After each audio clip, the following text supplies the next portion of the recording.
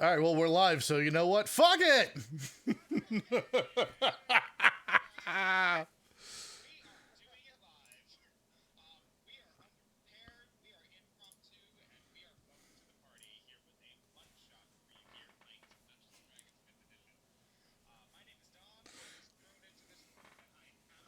Oh, crap, can't hear people. Hold on.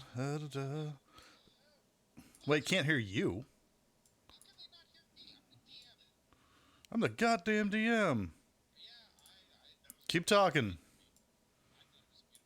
No, keep talking. This is annoying.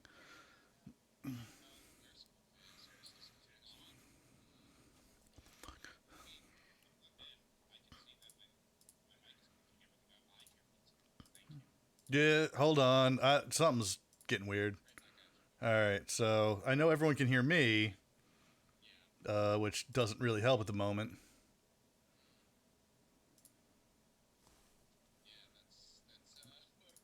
Let's see what happens. All right, keep going.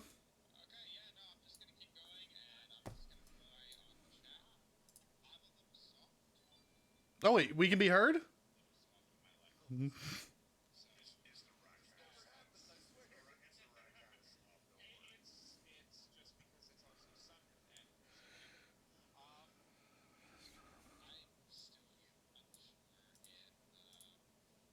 And if not, then we got huge problems. You can hear.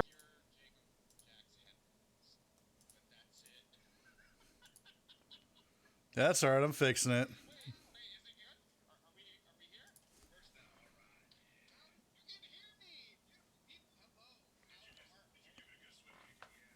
Wait, apparently it was there, now it's gone? Wait. Oh, come on! How is it gone again? That doesn't make sense.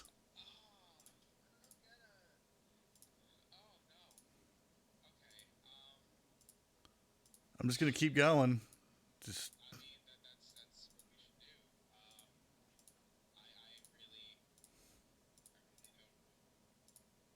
Yup.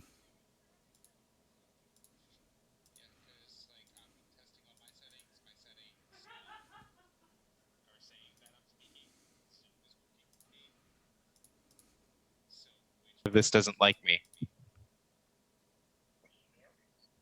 We can hear you. It shouldn't matter. I think I know. good That's now. why I'm. There we go. Are we Yeah, good? no, We're good? It's Are we doing things to Okay. cost Yeah, no, it's now it's fine. audible. It's fine now. No, it's We're working. good. It's working. We're good. We're good. All right. Welcome, everybody, to the party. My name is Don. Our technical difficulty days are over. And I am your impromptu DM. Throck is currently not able to use his vocal cords in a way that would allow him to affect his amazing DMing style. So, in a pinch, I am serving that role. We will be doing a one-shot tonight that has nothing to do with Storm of 4 at all. This was thrown together within the past few hours, and it's going to be amazing. So, first of all, as normal, we would like to thank our sponsors here on Welcome to the Party. It's a huge thanks to Tabletop Loot, our amazing dice sponsor, providers of fine dice for all of your gaming needs. So head on over to tabletoploot.com and use the code WTTPDICE, and you'll get 15% off of your next purchase.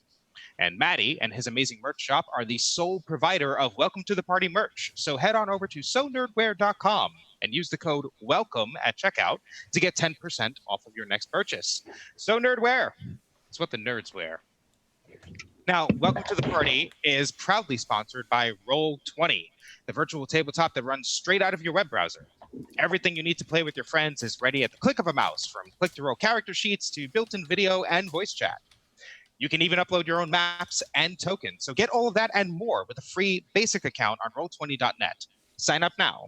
roll20.net/start/WTTP. Finally, Welcome to the Party is proudly supported by Devin Rue, who has provided huge support to the community ever since we've launched.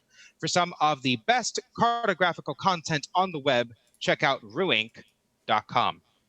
Now, our Patreon not only goes to support this channel, but it goes to also the people who support it. Your generosity allows us to keep working on our mission to platform amazing LGBTQ and BIMPOC players and creators. So check us out at patreon.com/welcomepartyrpg.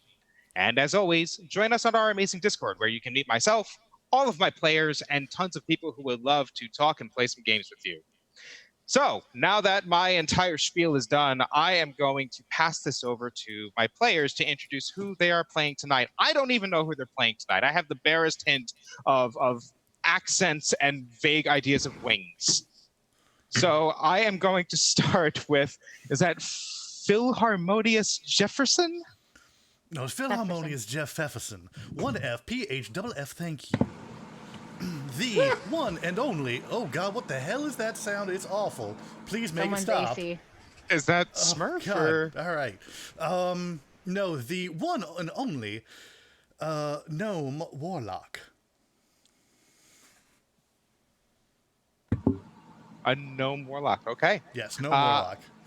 Let's introduce Reth. All right, moment of truth. Accent time.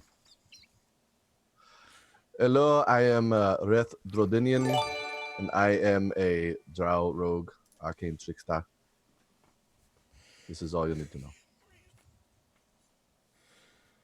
And so with that amazing amount of detail, let's introduce Solomon Brand. Pleasure to meet you all. This is Solomon Brand. I'm an Eldritch Knight, Tiefling, kind of a little bit of a incubus kind of touch to it. I'm a little on the fancy looking, good looking side. But anyways, it would be a pleasure to be here tonight. Calera Stormrend. Yeah, y'all ain't getting an accent. So, hi, I'm Calera, and I am, as always, a Dragonborn cleric. I like this one the best. Thank you. And I am not sure how much we know about Harvey Dangerfield right now. But think it's is his there dream. any are there any details that you would like to share with us? Hello, my name is Harvey Dangerfield. We'll find more about me in a minute.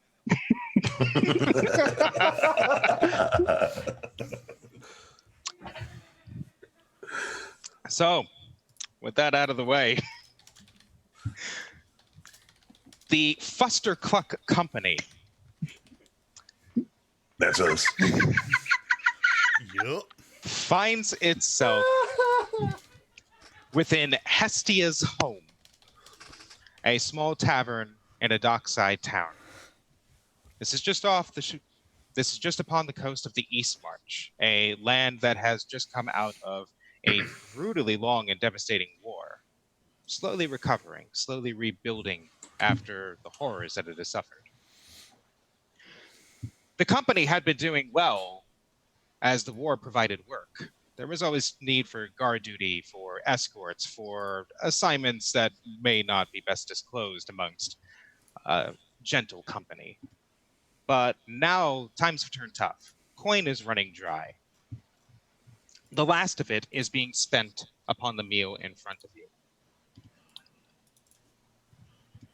What exactly is the Fuster Cluck Company discussing as the camera pans in on them, treated to last crumbs of bread and wine that has long gone sour?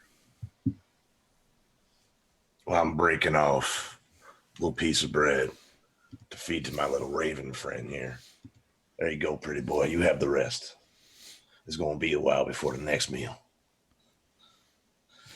Speaking of that, what we going to be doing? We got to put some food on the table.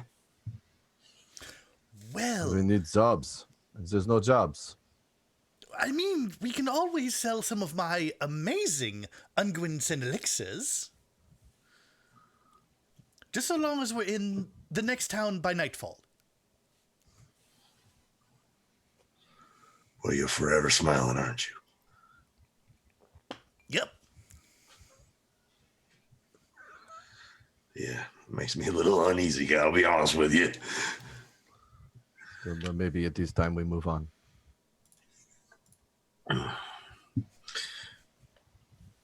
We get any notices about any jobs being posted or anything? Anybody see any signs? The group has already desperately looked for anything that they might be able to apply themselves to, even if it was just manual labor, loading ships down at the dock. But wages currently can only sustain those that already live in this village. It is hard to find any means to keep up with your expenses. Maybe we should press on. Maybe next town. Takes the money from them. I don't know if I feel right about that. It is at that moment that a haggard half-orc comes stumbling into Hestia's home, very clearly tired from a long, very quick journey, still catching their breath and leaning their large hand against the doorway. They appear to be injured, cut to the arm that is perhaps maybe a day or two old, but the wound has very quickly festered, it looks. Oh, goodness, friend. What on earth did happen to you? You know, I have just the unguent that can fix that terrible, terrible wound on your arm. He got a bunch of them ungans. Oh, I can't even say the word. Yeah, me neither. It just don't sound right. Gwent. It's like a card game from another country. Gwent. I've heard of this game. Ungwent. Unguent. I don't know. I don't get it. Why can't you just say salve like everybody else? The cream. If you You have to call it accept, cream. I guess it's an ointment. All right, damn ointment. Ointment. Yeah, ointment. Wait, Delirious and unheeding the discussion. Oh yeah, we should probably take care of it. Should probably take care of this man here. He look like he's not doing so good. The half-orc calls out, "I have need of warriors. Our village suffers under bandits. I barely just made it here myself. We can pay. We've a mine." We'll take it! Keep going, Smurf. I'm sorry. Smurf taking off them layers. Did somebody say money? Yeah. The half-orc stumbles over to your table, slams their large hands onto it, knocking over one of the nearby wine goblets. Oh, that was the last. Oh, come on. You cannot. Why are you knocking over the things? Says the centaur.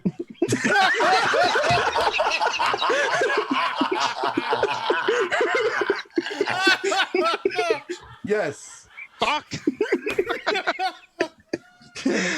Yes, good, great.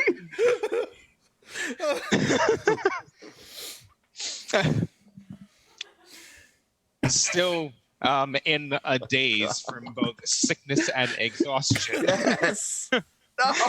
The half-orc. God, I'm fine.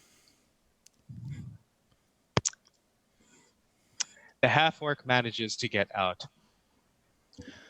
My village, Zephyrpolis. Bandits have been accosting us for over a week now. We've no means to defend ourselves. Nobody nearby will aid us. The soldiers have all left for the border. You have money. This does not sound good.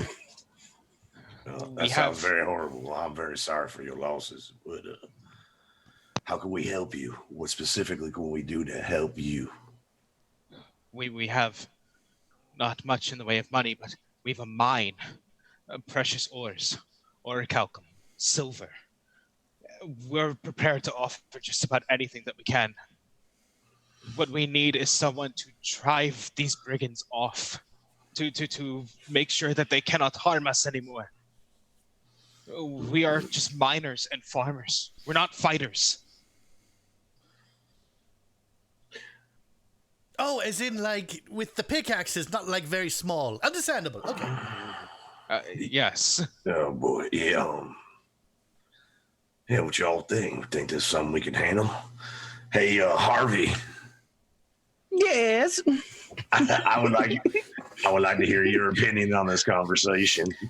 Well, I think that we should help the people. Wait, what is exactly that you could do to help these people? Well, as I'm sure you're aware, that when I get into battle, I can get very angry, and then I smash. Yeah, definitely. Oh, that's right. That's right. I knew that. I get up on my hooves and I punch. I am also good at the donkey punch. Oh, I've heard of that donkey punch. It's dangerous. You gotta be careful when you do that. Or somebody gonna get hurt. Yes. If we have the money, then we do this. We See, my friend is gonna Yes. start. He's gonna donkey punch the fuck out of them bandits. You so not. I am ready to go. I don't really care about the money, but I say we just go and take care of this as soon as possible for y'all's sake. I'll take her share. No, Hey, yeah. we will split it.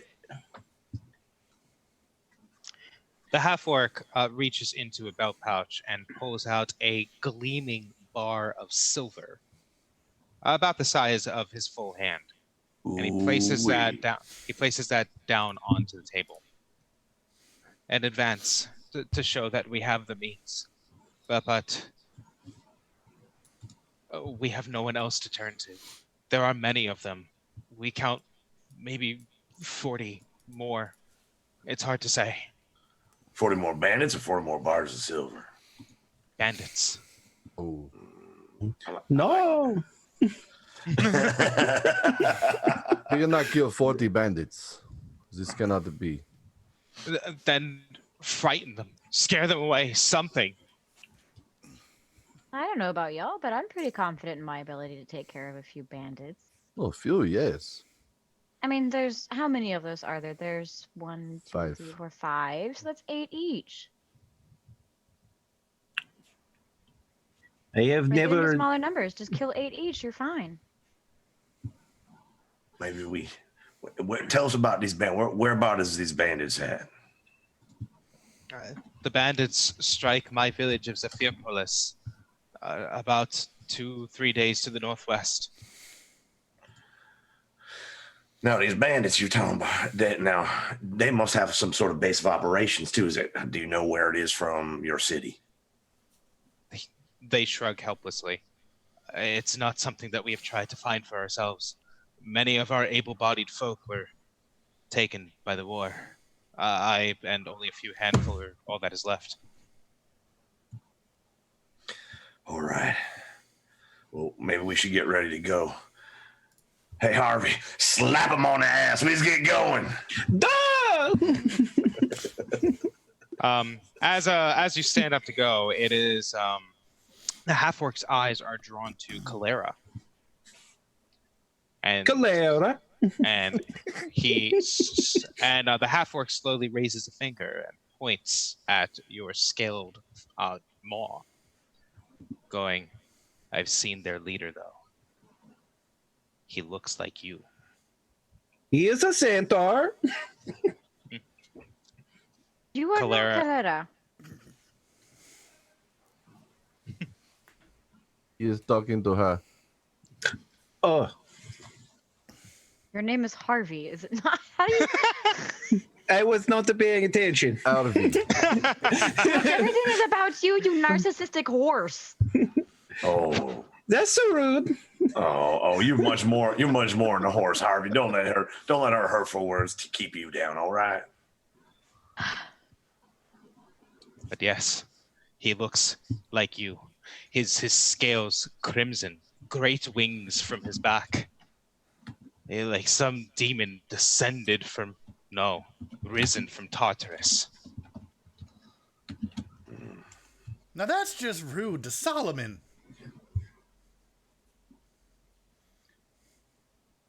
This Solomon here speaks of protecting my village. I bear him no ill will. It's all right. I'm used to it.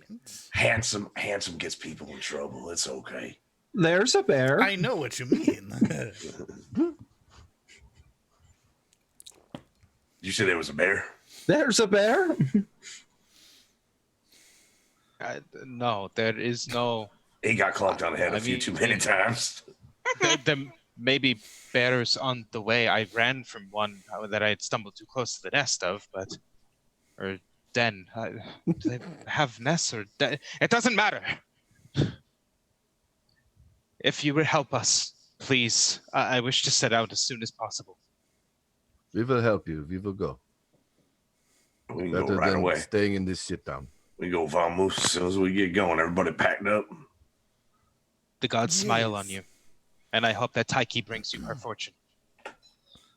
I'll gather my belongings and get ready to ride.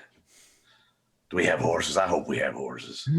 Sure, we'll say that you have horses. I am the horsey. But you know what? I'm glad It's you called- said it. You just kind of awkward for me to sit on you, so I'm going to just ride a horse if you don't mind. Save a Harvey. cowboy.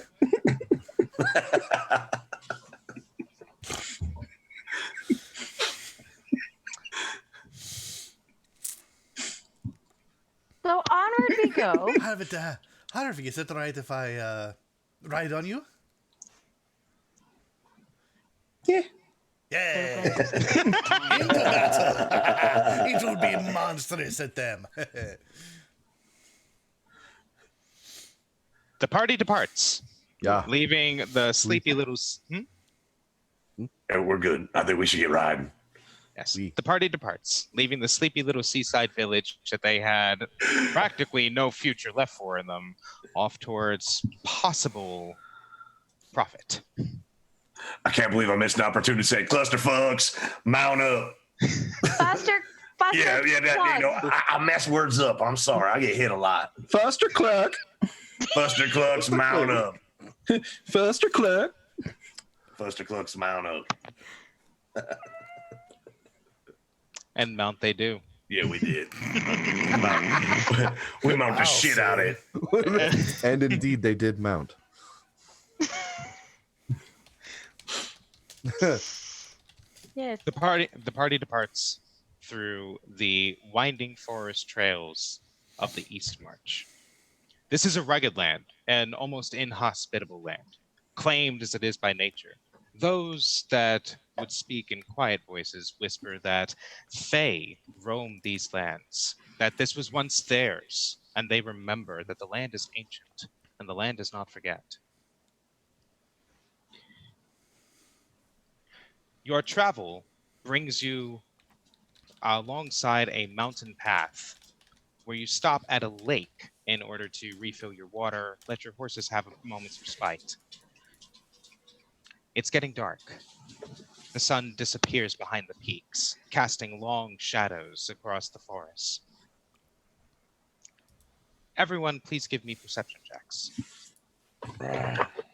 All right. Let's see what's going to happen here. 5. Where's it? Where's my damn D20? That's not good. 13. Ooh, that's a good one. 21. I got the 15 on the dice, plus 0 perception. It's just a 17. You are muted. 17. You got a keen eye, that one.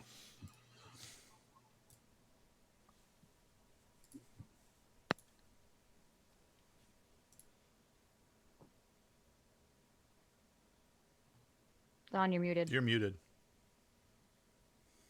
On Zoom. Oh, yeah, that would have really fucking helped. So what I was asking is I need everybody's perception checks in order because I can't keep up with all this shit here. So Oh. Phil, 5. 5, Reth, 21. 21, Solomon, 17. 17, Harvey, A 13. 13, Calera, 17. 17. Reth, Solomon, and Calera all notice that as you are stopped by this lake, refreshing your water, taking a break, giving your horses the respite that they need, and Harvey too, I suppose. There is shapes shadows moving within the tree line about 50, maybe 70 feet to the west of you. Hey, pretty boy, Hey, go take a look. And I send my raven off. is it nighttime? I'm sorry. It is dusk. Okay. So you are out of direct sunlight.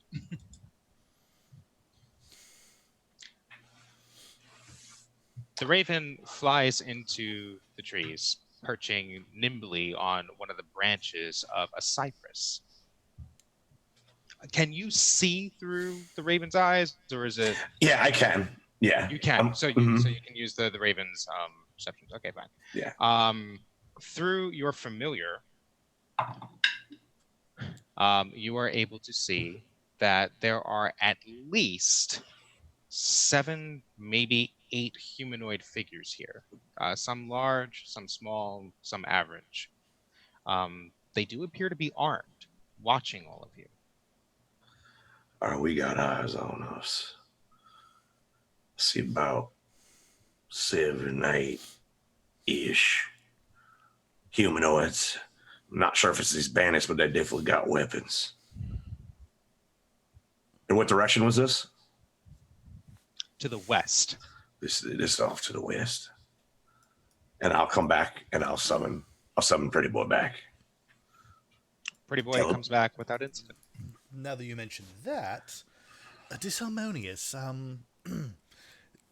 go look about and see if you can hear what they're saying. This is Philharmonious talking to apparently no one. Okay. Disharmonious being their invisible imp familiar. Ah, Obviously. one of those. That old chestnut. Let's see. Let's give him. Let's give the imp a stealth check, because you want to get close enough to be able to be in earshot. What do their stats And look like? their passive perceptions would be lowered as he's invisible. 1 second. Mhm. Da-da-da. All the time you need.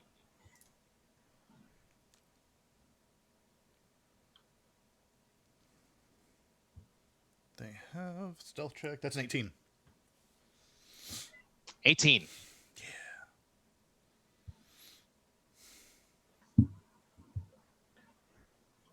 So, with an 18, your invisible, familiar, disharmonious, you said? Disharmonious, yes. Disharmonious, of course, love it.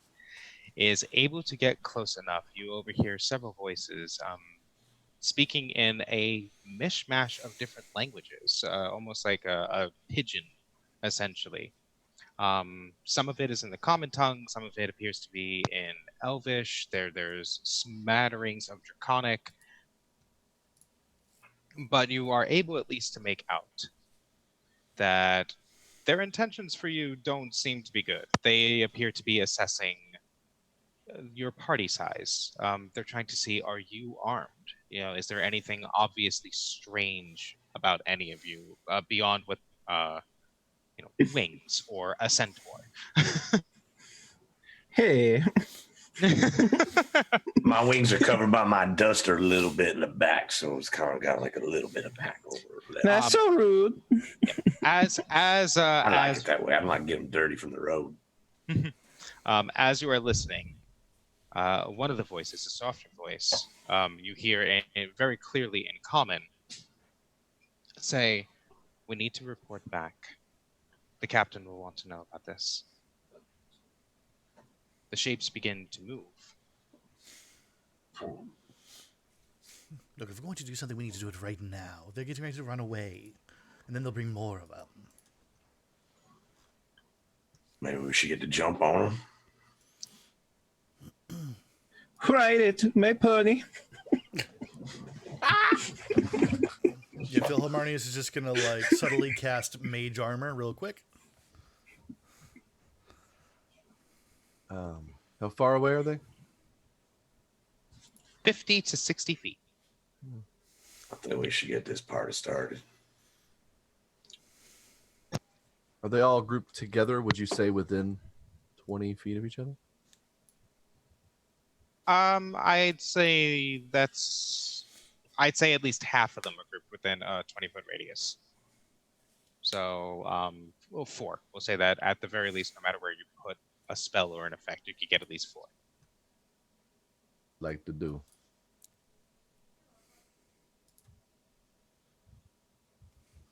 Do I see where they are? Or With you have superior dark vision, don't you? I do, don't I? You do, yes. They are as they begin to move.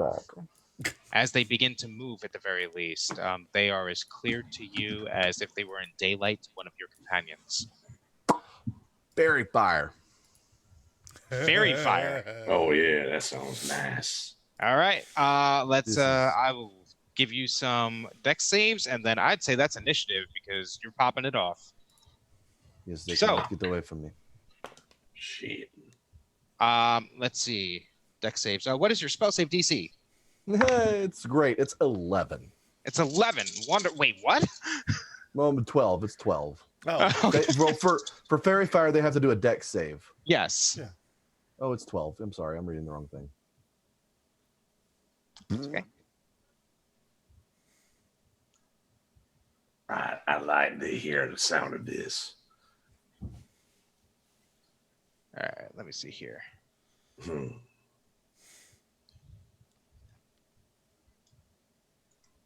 Sorry, setting things up because that's what I have to do.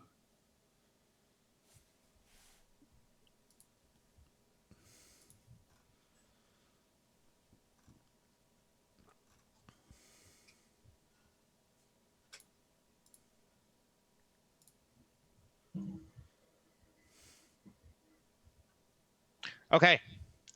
Reth throws out Purple. purple fire that does no harm but clings to one of those within the tree line. They light up immediately, and the glow casts long shadows on the rest of the bandits that are in the area.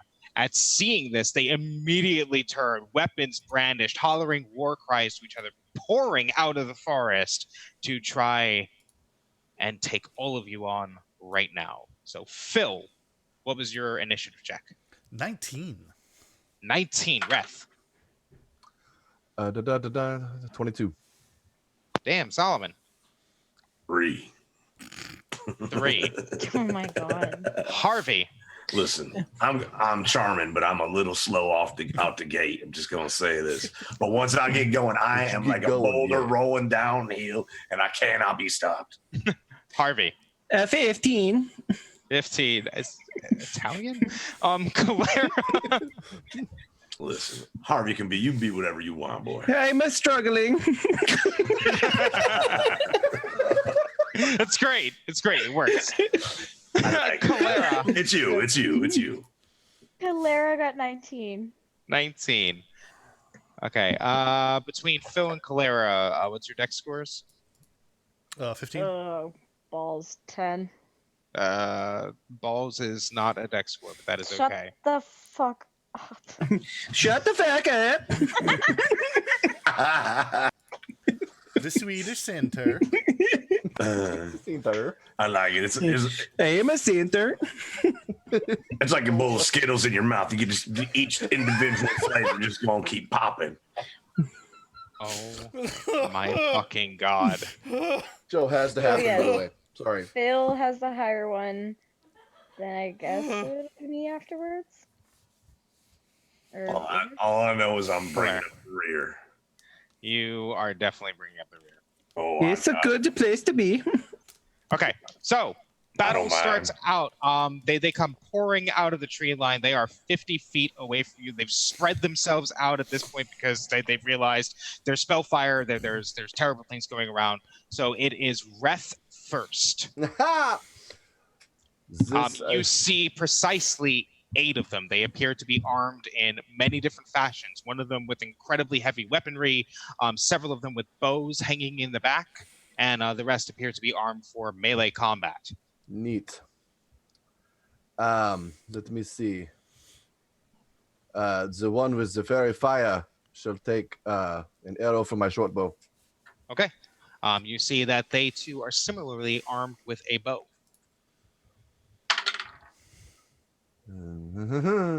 24. Yes. 7 points of damage. 7 points of damage as an arrow sinks into them, and the blood comes out not as crimson, but as more of your purple fire, immediately going around the liquid and coating it, lighting them up even further. They Perfect. scream and shout and holler as you realize that through the dark you have struck a halfling. Phil. Right, so there's a bunch of archers, and there's a... How many of, like, the big beefy boys?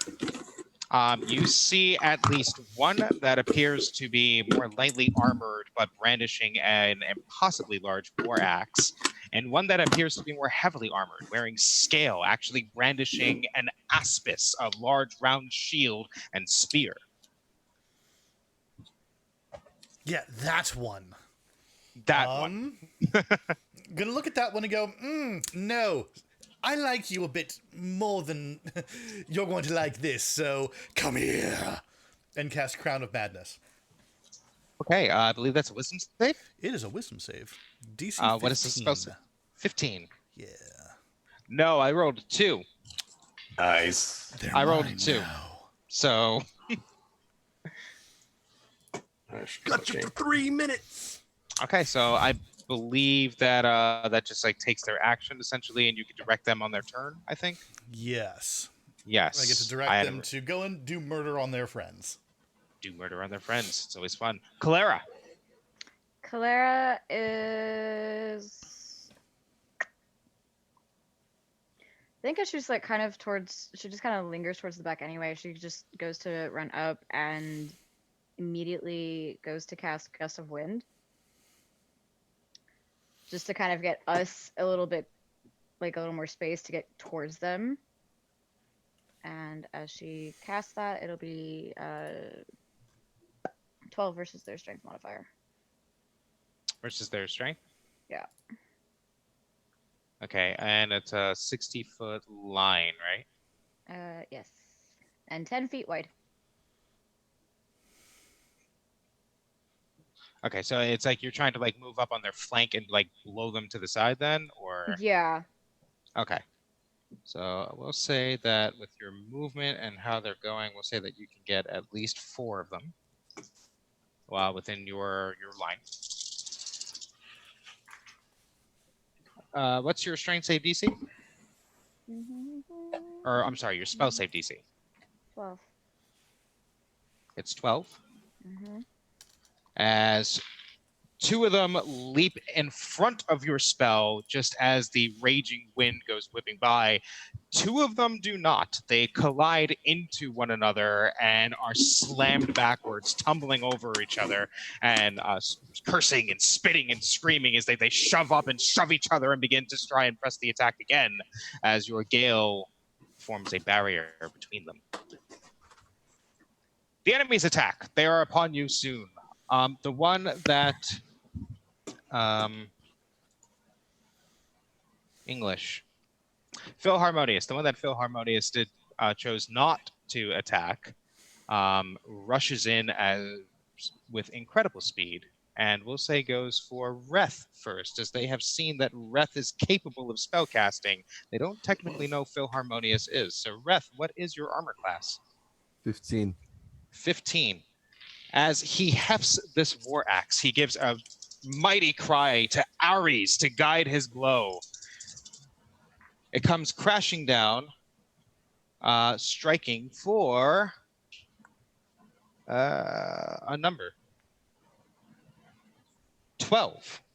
12 damage as this heavy axe just bam right into you. I got the wrong one. Cool. However, you see that he swings with such savage fury that he has left himself open for any sort of follow-up that anyone might have. One of the other bandits closes into Calera, one of the ones that has not been pushed. Calera, what is your armor class?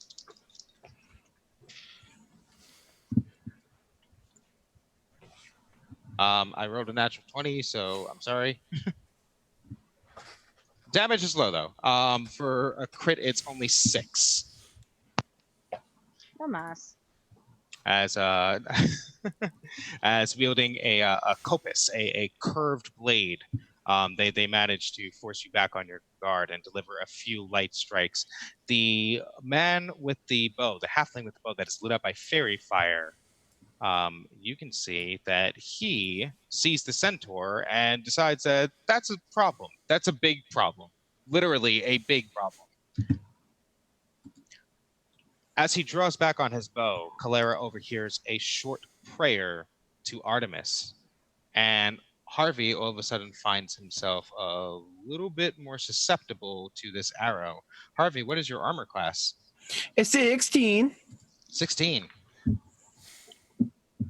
That's a 2. So no. The arrow goes completely over your head and plunges into the lake, completely ineffective. And the last of the scouts decides to charge Solomon. No, I'm sorry. Not charge. Take aim. The bow. Oh, this is great. Yes.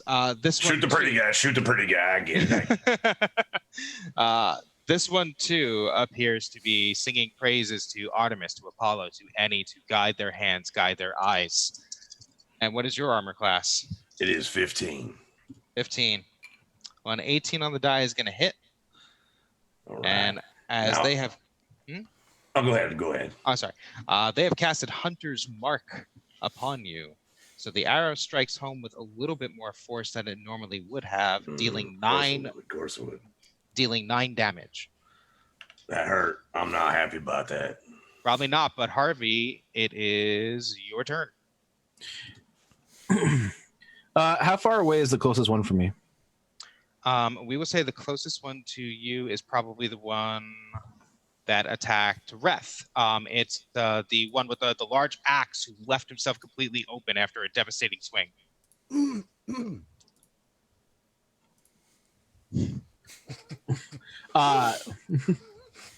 So I'm going to move to that one. Yes. Hold on, real quick. Let me stop there. I need one that is at least 30 feet away, actually. At least 30 feet away? Yeah. Sure. God. Oh, you damn right about to see what's about to happen here. Okay. We will say that the bandit that attacked Calera is 30 feet away. Okay, I am going to charge Okay. at them and make a attack with my great axe. And then because I'm charging as my bonus action, I can immediately make a hooves attack. Okay. Do it up. Natural 20.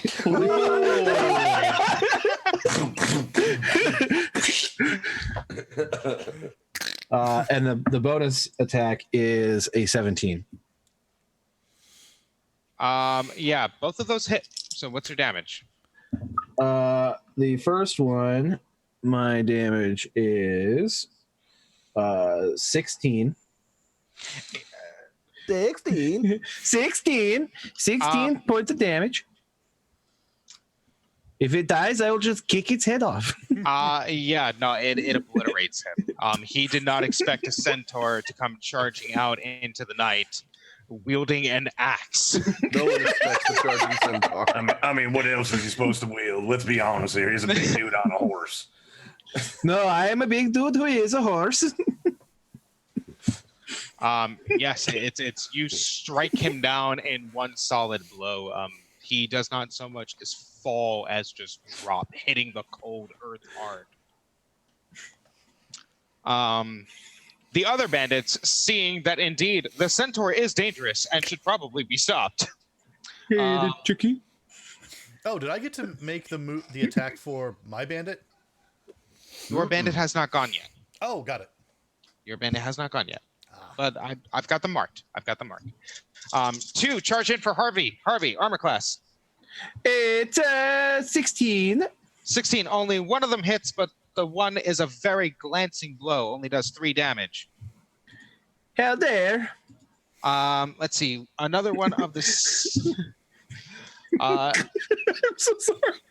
It's okay. It happens. I can't keep it together.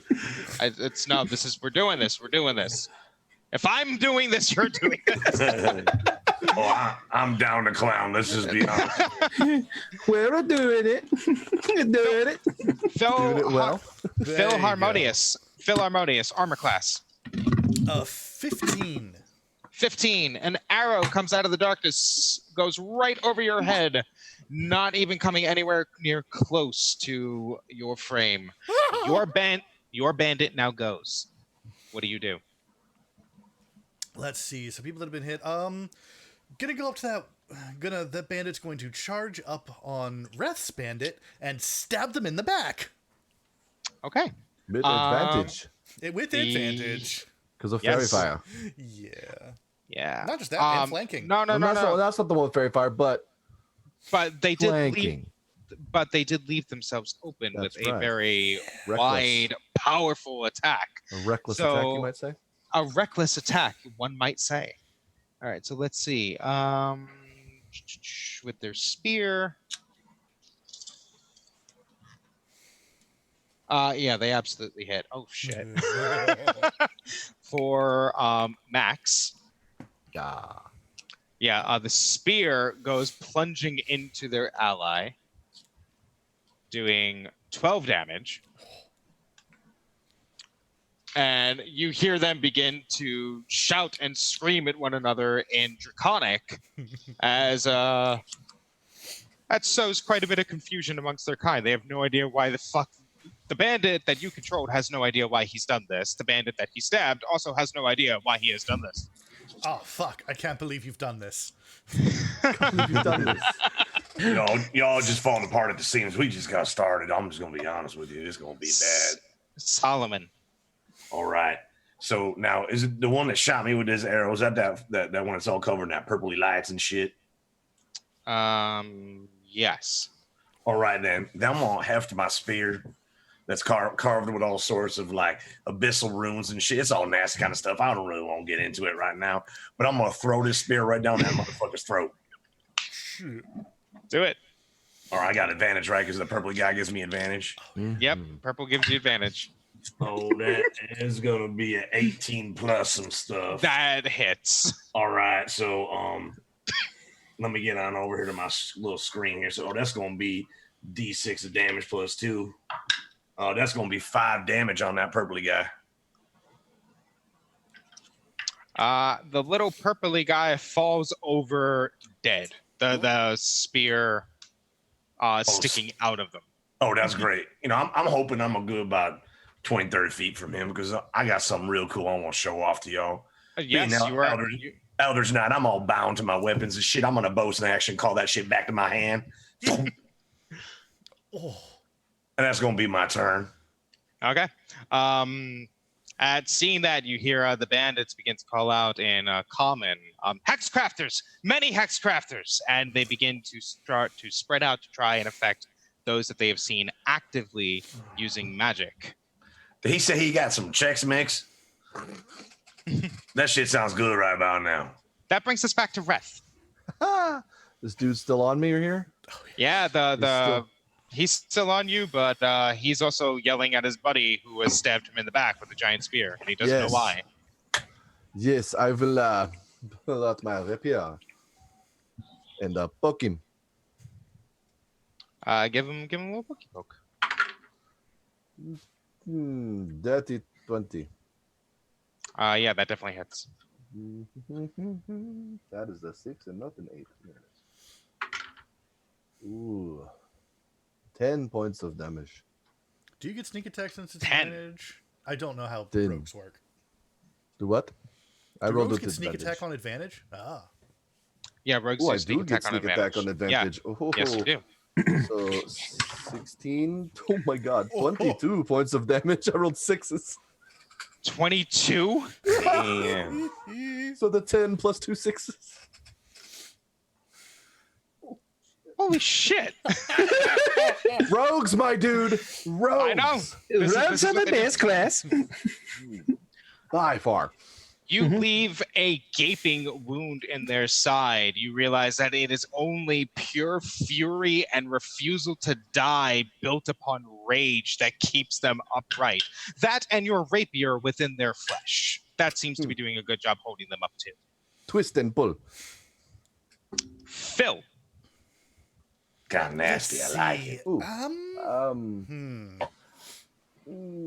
I want to disengage and from my Oh, bonus sorry. action disengage and back up. yes, absolutely. Do you back up behind one of your specific allies? No, just You just back up. Okay. you yeah. back up. I'm not picturing where everyone is right now, so just Yeah, no, that's fine. You could be my Huckleberry.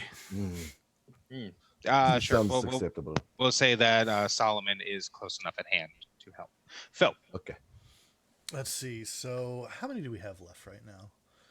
so there is the Berserker that is left. You see at least 2 more brandishing bows.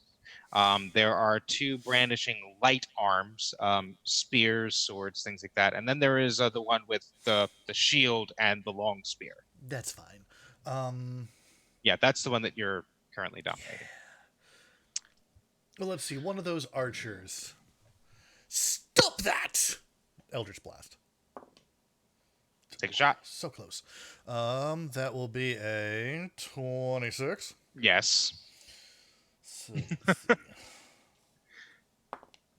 It tickles me when players ask if 20 or 14 above damage. hits. 14 damage. Holy shit. Yeah, they're gone. What does your Eldritch Blast look like? What exactly is it that Phil Harmonious conjures?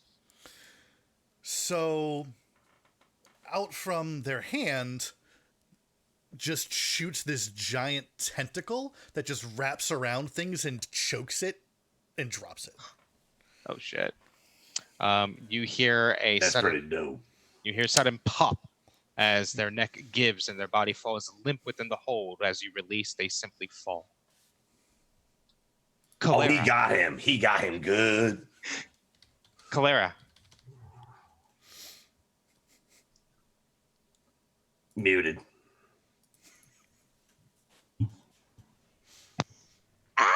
Okay, who is where the fuck this ends? Who is in a 5 by 30 foot line from me?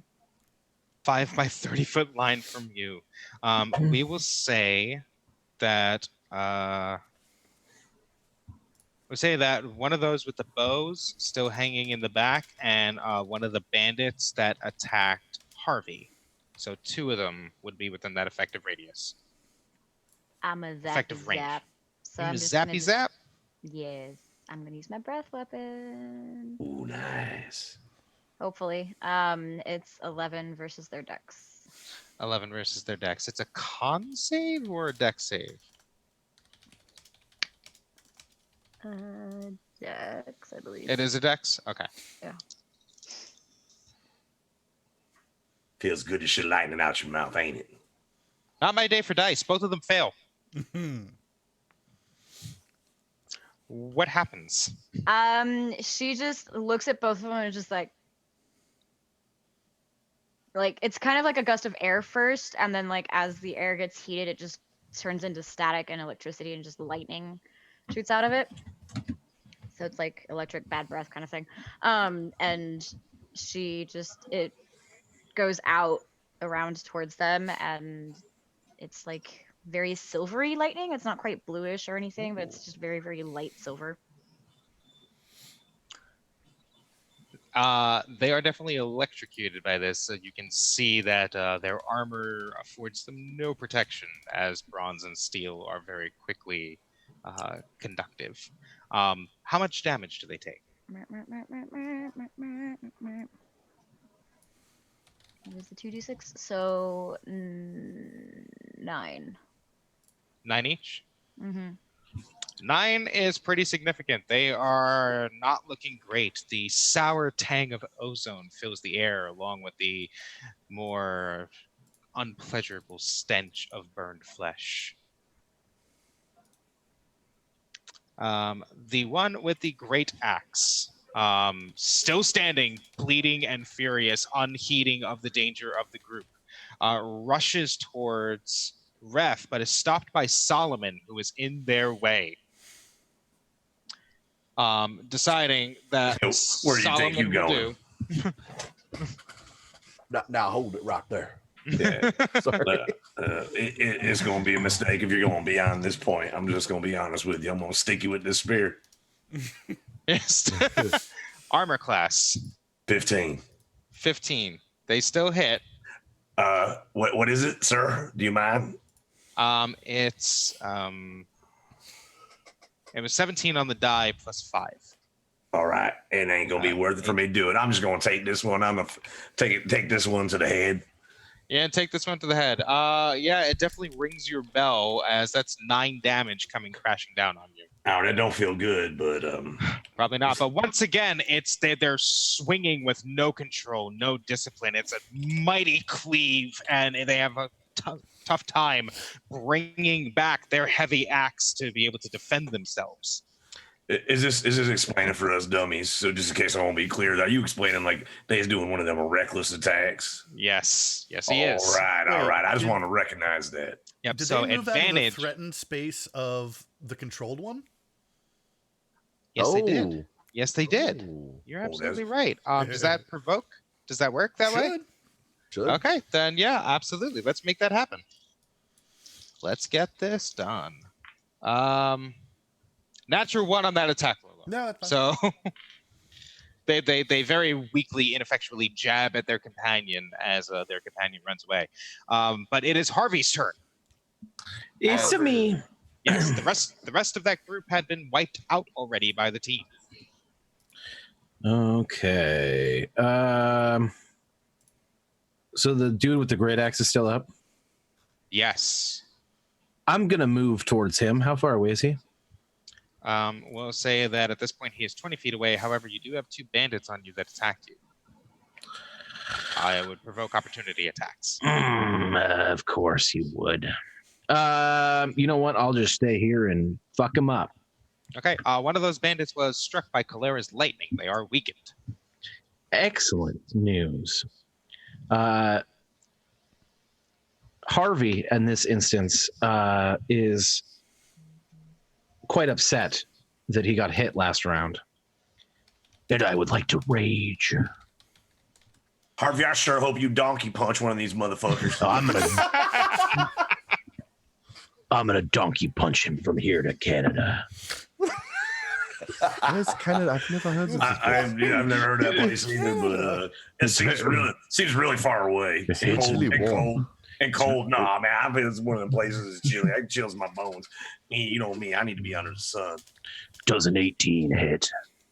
Yeah, an 18 definitely hits. Oh, when he gets mad, his voice changes, gets all deep in shit. You gotta be careful. Oh, That's what he knows. 13 damage. I was just gonna say that's what you need to know. You gotta clear it away. Let him do his fucking thing. Obliterated. Just gone. I'm gonna look at the one that's next to me, the other one, and go, "You're next." Oh, well, you done fucked up now. It is that one's turn. They quivering. You detect a scent of something quite foul as you realize they have decided this is not worth it anymore. They drop their blade and they turn to run. They take the dash action. They provoke the opportunity attack. If you would like to take it. He's already evacuated his bowels, but now he'll evacuate his soul. Oh my fucking god! Does a 17 hit? Yeah, 17 hits. 13 damage. Dead. He tries to flee, and you cut him down before he can get 2 steps away. His body tumbles into the dirt. A shot comes out from the tree line. We'll say towards Harvey. Harvey. Harvey, are you easier to attack this round by chance or no? No, I did not. You did not. I did not do the thing. You did not do the thing. Okay, so then arrow Didn't comes need sailing to. out. It's not anywhere near enough to hit your armor class. So that's okay. The arrow hits in front of your hooves, but as you look towards the person who shot it, they also are fleeing. They have decided like that was their Parthian shot, and they're gone. They're trying to get through the tree line. They have abandoned this. This is hopeless. The one that Philharmonious has taken over. It's their turn. Do they get another save, or are they just like fucked? Oh yeah, no, they get to make a wisdom save at the end of their round. So my bad. Sorry. At the end, so you control them. What happens? So who's left right now? Oh, the one So- that's running away. Could they intercept them? No, because the bandit that you're controlling is closer to the berserker with the axe. Then they'll They're just not. go and stab them some more. They'll go and stab him some more. They have advantage to do that, so they're going to take that advantage against their good friend, their comrade, with whom they have shared many fond memories with. And just give him a tiny little pokey poke for 3 damage, apparently. They don't want to hurt him too much. Oof. Yeah. And then they get a wisdom save. What's the DC? Still 15. Thank you. 15 on the die, exactly. They shake it off. Uh-oh. But that brings us to Solomon's turn. All right, so you're saying this fool right in front of me, he's being a little reckless? A little reckless, yeah. Yeah. I think I'm going to take advantage of this man's recklessness is all I'm going to say. Because, he just done cut me wide open, and I'm bleeding all over the place. And I ain't happy about this shit. So, it's going to get my brand new duster all fucking dirty. So, I'm going to roll. And, it was a 20 that it rolled off. 16 plus 5, 21. Yes, absolutely. All right. Let's do this here. Oh, that's going to be a 5 plus. Oh, no, I'm sorry. I rolled the wrong dice. I think it's an 8. Yeah. All right. That's going to be 8 plus 2. That's going to be 10 damage right there. That's quite a bit. They are still up, but they are bleeding profusely. Why won't you is- die? Yeah, I poked this thing so many times, it's bleaking all over the place. But So, as a bonus action, though, I am going to do one of them. What's them called? Hold on. Give me a second here. I don't know. Yeah. Hold on. It's a second win. Second win. I'm gonna do one of the Second win. Second wins. Yeah. I need to get a little health back, so I'm gonna do some second win here. Absolutely. Second winded. All right. I think. Oh, this features and traits. Where is you? All right. It's a 10-sided for me. That's a 10, right? No, that ain't a 10. That's a 10, Yeah, right? it would be 1d10 plus Plus your 3. plus All your right, I rolled a fighter. 7 plus 3, so I got 10 hit points. 10 health back. That's good for you. Well, I feel much better. Hoo-wee. Brings us to Reth. Hello. I will step aside from my friend here and to the berserker. Rapier in the face. Do it.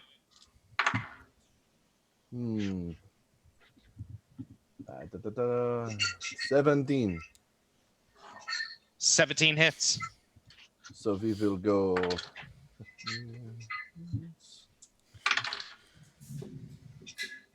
15 points of damage That's with your sneak attack, correct? with sneak attack.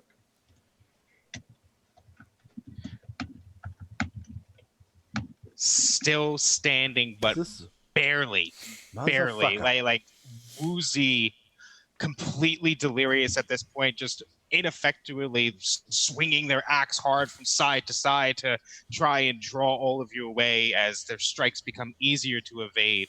Phil, So the one that's running disengage away. also and Is back it- away. one is running away. Within- Oh, I'm sorry. Yes, sorry, Just Fan. want to make sure he can't just turn around and stuff. So yeah, bonus action, disengage and step back. You got And it. the one that's running away within 120 feet still. Yes, absolutely. Yeah, Eldritch Blast. Yeah, they are also Eldritch injured. They are injured from Kalera's lightning. So That's gonna be a problem. That's a There's 19 some- on a die. That boy got a smoky ass. See him running through the trees. You got the That smoky is- ass. That boy got a That's a smoky ass. Is all I'm 15 saying. damage. Hit by lightning gone. bolts. Oh yeah. 15 with So their how current this damage. one happens? They're running. I guess they're looking behind them. Yes. In front of them, a portal in reality just tears open, and they run into it, and it eats them. Oh my god. That's some dark shit, man. Seriously, that's some fucked up shit. What the fuck?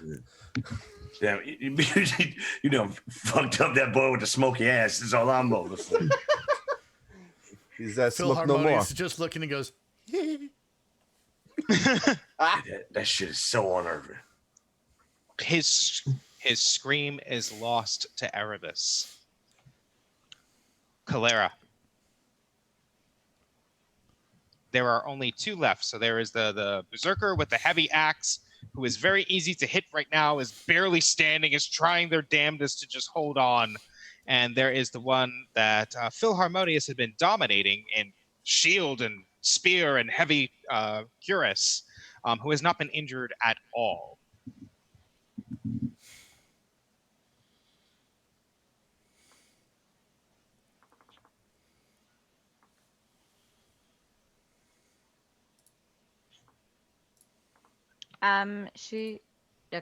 She's gonna run up and just take out her war pick and go for the one that was closest. Okay, for her, I would say that's probably the Berserker, which you have advantage to hit. Hit.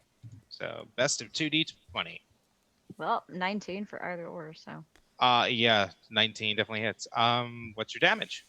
5 piercing. 5 Mhm. is literally just enough. How does Kalera take this person down? She's running up and charging, and just kind of goes up as she swings. She swings it up and over, and then just kind of swings upside his head, and basically just lodges it right into his jugular, and just goes, "Stay dead." And That's very kind of you. stay dead. He does. He hangs upon the pick until you remove it, drops to his knees, and falls over slowly. At seeing all of their companions just eviscerated by this team, it would be Harvey's turn. However, the bandit captain, the only one that's left, tucks behind their shield, trying to protect themselves, but otherwise is calling out, "Mercy! Mercy, I yield by Athena's wisdom, please!" Oh, fuck, man. You can't do that to me. I'm You are raging. You are still able to attack. I didn't say that you had to listen. I said it's your turn, and this is what they're doing.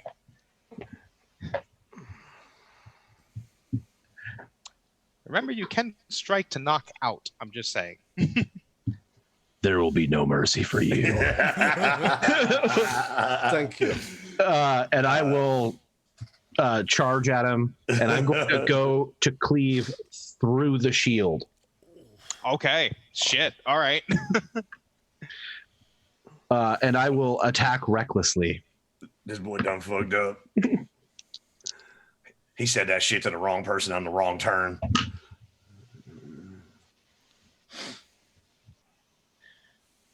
$17. Just enough.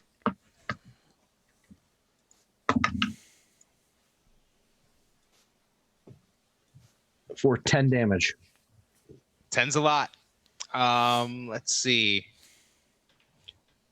Hit, injured, bloodied. The shield, the hoplon, the aspis shatters up at the top.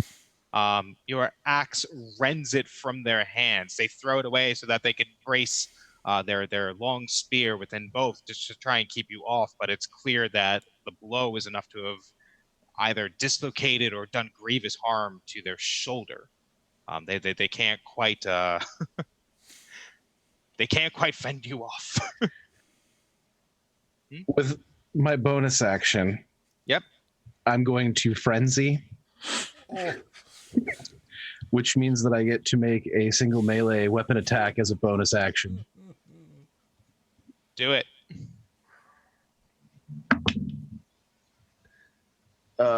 14 plus 5 is 19. Yes. I rolled a 9 on the damage, plus 3 is 12. Another 12. Still up only by virtue of their strong scale cuirass. But you see that you've torn off some of those scales. You've rent through leather straps that hold the armor. They are bleeding. They are lacerated badly. And at that point, they're just doing everything. They're jabbing at your hooves with their dory to try and keep you away, but that they can't. Anything else? Don't make a murder hobo out of me. Let's see. Then, if that's the case, seeing that Harvey does not yield and does not accept their offer, they instead take the disengage action, realizing that this party's going to kill them, and they run. They flee as far as their feet can carry them into the tree line, which is only 30 feet. So that brings us to Solomon. You do not run from a centaur. I got a feeling maybe we want to follow this one. This one might lead us to where we're going next. We don't really know where the rest of these bandits is. He's done fucked up. You done wrecked to put a hole in that man's side. All right. And I think maybe we should just let that man bleed all the way back to the camp and we can follow that blood. So I'm just going to keep an eye on this man.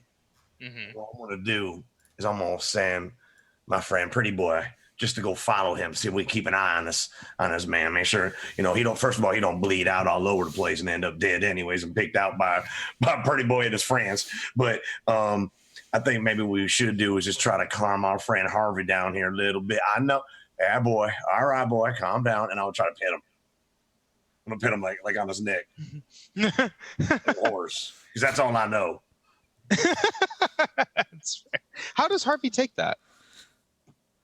Calm down, Harvey. Breathe, big fella. Breathe, big fella.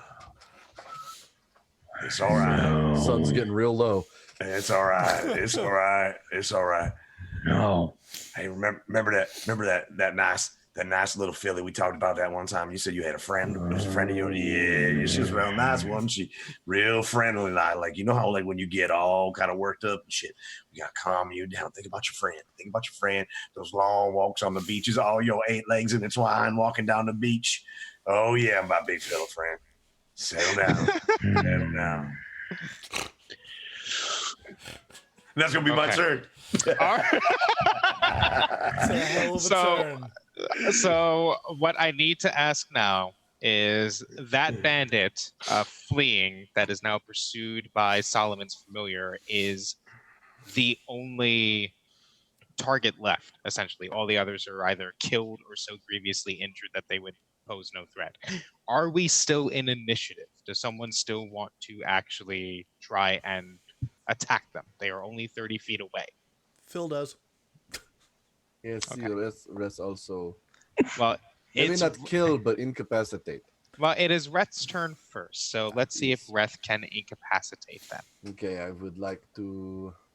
What would I like to do? You tell me. I would like to use my short bow and shoot him in the leg to stop him from running. Okay, But not kill him. but not kill him. Absolutely. Go ahead No and take a shot. advantage on this one, right? Just a medium leg wound. No advantage on this one. Ooh, no, that's a 10. No. Okay. The arrow hits just behind their sandals as they continue beating dirt. Phil. Let's see. Gonna throw a nice Eldritch Blast. Okay. That is a 25. 25 hits. And then I'm trying to calm down Harvey. Just like just both by me. I have no idea what's going on. and that would be 13 damage. So if that's going to knock them out, I have Yes, it is. Okay.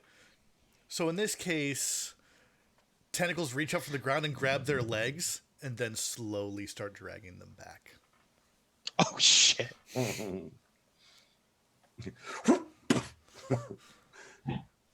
Okay. Yes. So consider that fight over. Good. As you drag the bandit back, who is bleeding, is badly wounded, and the entire time is just begging, please, no, not like this, not like this. Shut Come on, up. Come on, Harvey. Let's go get you an apple. The half orc that originally contracted you with this, who has been traveling with your group in order to lead them to Zephyrpolis, peeks out from behind where the party had been previously making camp by the lake, and asking, "Is it over? Are we safe?" We are. Where the hell were you? I am not a fighter. This is what we hired you for, is it not?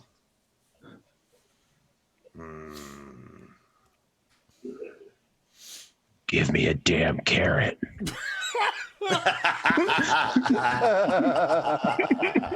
The half orc reaches into your saddlebag and pulls out a long purple carrot as they very shakily approach you with trepidation, holding it out.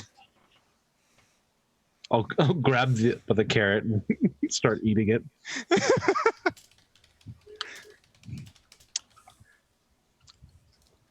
The party gains a point of inspiration for having defeated this initial group of bandits. Good job, everybody. And what do you all do? You are back, friend. It's good. You to have, know that. you have a captured bandit, and you realize that you've been attacked by these people, and there are bodies all around now. Short rest. We should have longer rest. It is into nighttime, so Oh, should we do a long rest? A longer rest, yes. Yeah, I got kind of poked up a little bit. I wouldn't mind a rest myself. what do you do with your captive? Phil we should- Harmonious took the bandit alive. Yes, we tie him up. Yeah, definitely gonna tie this fool up. Right up against one of Oh, these that- trees, maybe. They're currently thoroughly restrained.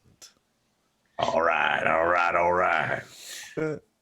You also want me to donkey punch one? No, I got this. Not Give yet. me a moment. Not yet. So they're still like restrained by a bunch of like creepy tentacles. Phil Harmonious is just going to walk. What are they? Human? Or- This one is actually no, not this one. The half orc was the one that escorted you here.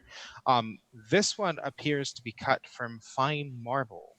Their eyes set like tanzanites. Their hair, now that the barest peaks of light over the mountains are starting to come across them, look like golden fire. They are an Azamar, touched by the celestials of Olympus. Oh, this is fantastic then. So Phil Harmonious will just like walk onto their chest and just kind of lean down and like this terrifying aura will just emanate from around him. Hello, Olympian. The Titans say hello. And I think I would want to do an intimidation check with that. I would say that's an intimidation check, yeah. That's a 24? 24. They are quite intimidated. You see that they try and press themselves into the ground. They're trying to break free of your shadowy tendrils in order to get away. And with more courage than they actually feel and that you can sense. They say, just kill me. Just be done with it then. I can arrange that. No, shh, shh, shh, shh, shh, shh. No, tell us where everyone else is first.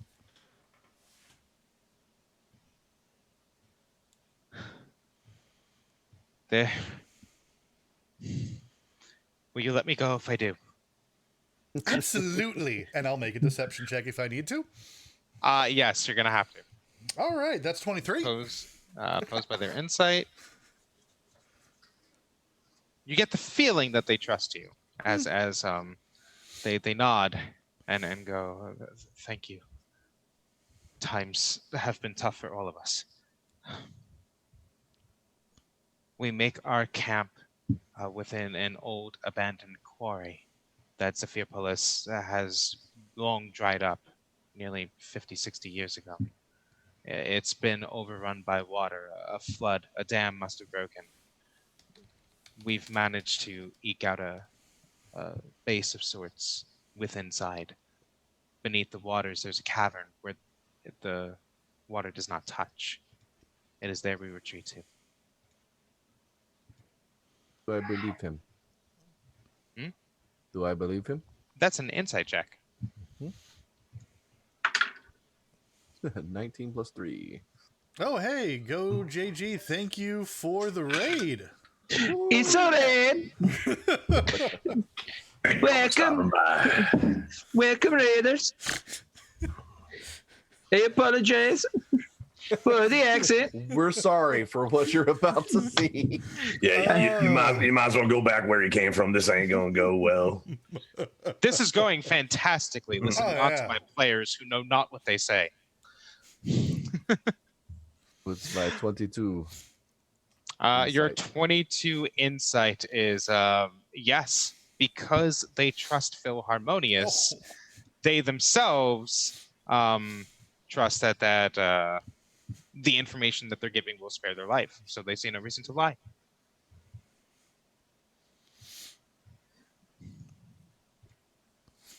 Excellent. You know what that is, friend? Looking at the half-orc. The Azamar looks over and shakes their head. No. Should No, I? I was talking to the half-orc. Oh, you were talking to the half-orc Yeah. about where the quarry is. Yeah. Yes, my mistake. Redo.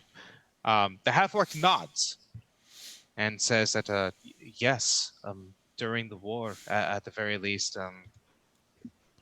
I know that some soldiers used it as a fort, but there was an earthquake, a flood. It became useless to us shortly afterwards. I see. Any interesting sneaky ways in?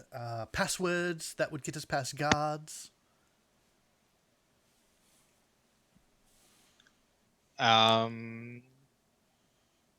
The Azamar begins to buckle, or not buckle, but to kind of fight a little bit, and said, "Look, I've told you all I know. You said that you would let me go. I've traded more than enough information for my life, have I not?" No. See, we get to decide how much is enough. It's expensive. I'll have my rapier and I'll pull it and I'll point my rapier at his throat. And the Azamar sees that and scowls, going, "I should have known. You know better than raiders yourselves."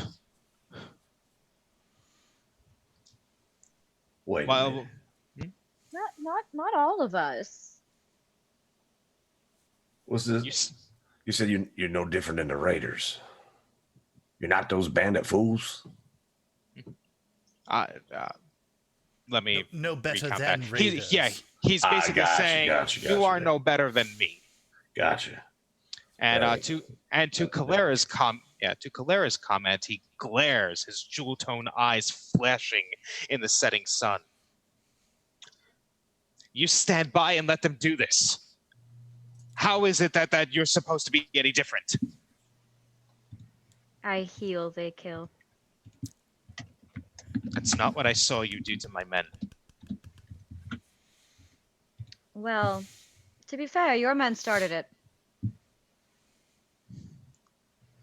They don't have an answer for that, and it's clear at this point that they're struggling with the idea of, are they going to keep their life at the end of this? They're panicking. They're nervous. It would probably take another check to convince them that cooperating is in their best interest. Okay. Uh, Unless you want it. no, I don't want to do the intimidation check, but I can. Can I give him advantage because I'm also Absolutely. holding a rapier at his throat? Absolutely. I'll take some Definitely worth advantage. Now.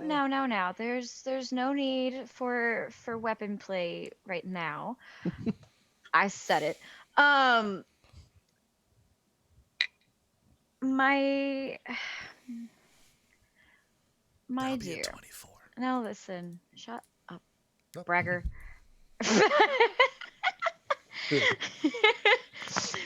We will keep you alive so long as you do it to whatever we ask of you. Should you get hurt, then I will make sure that you stay alive. Like I said, they are the killers. I am the healers. Are you being honest? Yes. Out of character. Okay. I would say that instead, that's a persuasion check. It doesn't give advantage, though, because you don't get the pressure from Philharmonious and Reth. That's fine. She can be so endearing. I will do my absolute best to ensure your survival. So long as you do what we ask. Make the check.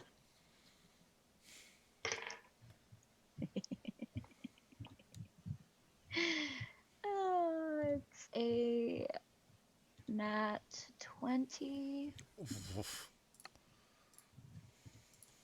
Nat 20. Mm-hmm. Okay. Yes, he agrees entirely that out of everyone here, the one that he should listen to is the giant dragonborn that just barbecued some of his friends. Makes He- sense to me. Smart, really. I mean, barbecue's fantastic. A wave of relief washes over him as he says, Aphrodite's mercy upon you. We do have a password to get in, but we do not have a secret way. The water hides it. He indicates towards his hand. He doesn't want to lift it as he's afraid of what Reth might do. Take us there. Reth, you notice that he is wearing. You notice that he is wearing a ring beneath a glove. It looks like it's hidden, but there's a noticeable bulge. What's this on? Show me your ring. I'm just not going to say nothing about that noticeable bulge. Just going to let that one slide. He asks for permission to move his hands to do this. Yes, I want to see it. He's covering the bulge. Careful there. He's got a surprise for you. Show me He the reaches. bulge. He reaches up and Oh, Lord, there it is. The laugh Pulls off- track's been going like all night. Like I it's just they're a little softer today, apparently. He reaches up and pulls off the glove slowly. Beneath is a band of silver with a large aquamarine set within it. Nice. Party. As you investigate it, Reth, it's almost like you can detect the salt of the sea wafting off of it. You hear a small crashing of waves almost, imperceptibly, but it's there. I'm gonna reach and take it off of his finger. Okay. As you touch it, that sensation gets even stronger. You feel as if suddenly you're off balance, as if you're rocking on the deck of a ship. You see, you don't see, you hear the baying of horses now. And you look over, and it's not Harvey. but these strange sensations pass quickly. The ring is clearly of some sort magic or enchanted. We'll have to look at this later. Dihex Studio, But- thank you for the raid. I'll just put it in my pocket. Okay, you We- put the we- ring in your pocket. Will you lead Um, us? Yes, yes, I could take you to them. You will get us inside. The ring will. And they look over toward the bodies of their fallen comrades. We all have one. Blessed by Poseidon himself, they allow one to breathe the water as if it were air. Very interesting. There are plenty of them here. I'll pull it back out and give it back to him. You give him back his ring. He looks grateful. I will take my rapier and put it away and go find the ring from one of the bodies. Each of them bears a similar ring made of silver and set with a giant aquamarine. You happen to notice that the sheen to the silver looks remarkably similar to the silver of the bar that you were given when you first arrived, or when you first agreed to take this job.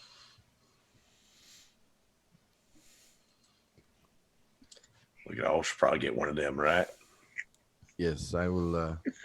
I will go around and collect them and distribute them. They look kind of pretty. Look nice. Put it on my other hand. Put on your hoof. If a centaur wore rings, would he wear it like this or like this? My God. I think probably fits best on your hand. Okay. y- So, You know, instead we of should having restrain him him. lead us, that seems a bit dangerous. After all, might try and warn his friends. Look, friend. Why don't you give up being a bandit and you get to walk away? Why do you keep trying to make everybody work for us, Jack? No, just give up being a bandit, not for us. Just go elsewhere. may Zeus strike me down right now if ever I even think so much of turning back to this life. That's easy. Kalir just kind of looks at him like, how are you in tight with Zeus? She Do just, you kind not of, pray to the gods? she just kind of coughs and there's just a little zap that comes out. The fuck you think?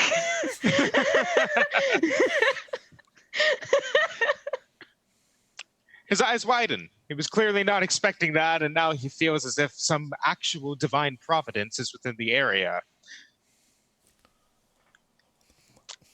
He double. You, Jack! Oh, Hades you did my say ass, you divine. tried. Good point. Ooh.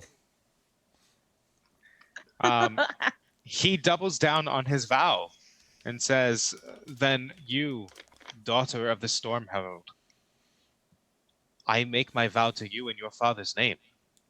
I will not turn back to this life. I will find any means to scrape by to feed myself. But my spear shall not take from others once more." Very well. Now proceed. And she just kind of scooches up in front and like right behind him just to ensure that like nothing goes wrong. Philharmonious, do you let him go? Oh yeah, tentacles disappear and, everything's fine. He stands shakily, warily, looking at each of you, clearly still not entirely trusting that this is happening. You are not coming with us. Give me your ring back. He takes off the glove, he takes off the ring, he hands them back, both over immediately. Thank you. We will never see you again, or you will be killed. Understand? Then may our paths never cross. No get. And with fear still in his eyes, but relief dropping his shoulders low. He steps on his dory, on his long spear. He breaks the wood, snaps the shaft in half before stepping back away 1, 2, and then turning and running as fast as he possibly can back in the direction that you all came from. I could catch him if I tried. I bet you We could, know. friend. We know.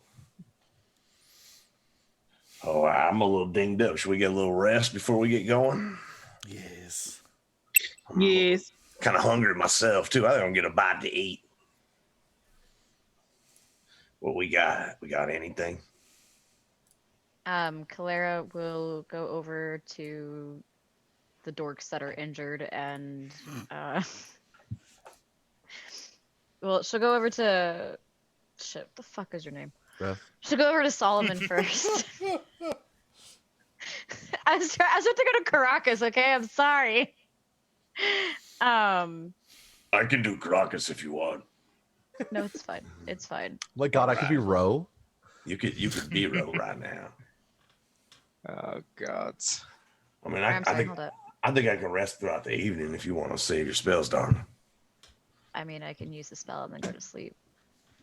Well, I'm not going to stop you from putting your hands on me. Go ahead.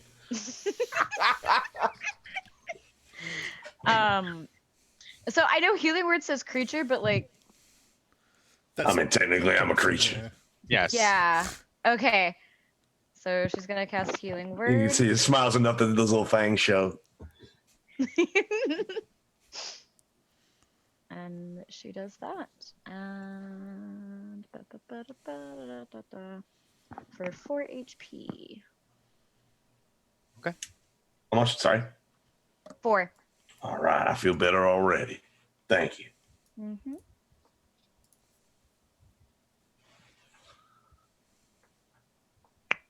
And nap time. Let's go to bed. Anybody want to keep watch? I'm a little dinged up myself. I will I take can. first I'm watch. perfectly fine. As you all settle in for watch, it is the half-orc who decides that since you are all doing the fighting and everything else, they have tended to camp. They have set up a small fire, and they have also managed to procure some food, at least for the party. Domas, stuffed grape leaves. Not exactly filling, but it's something. They distribute one of these each to the group, as well as the carrots, yes. Very important. Sugar cubes.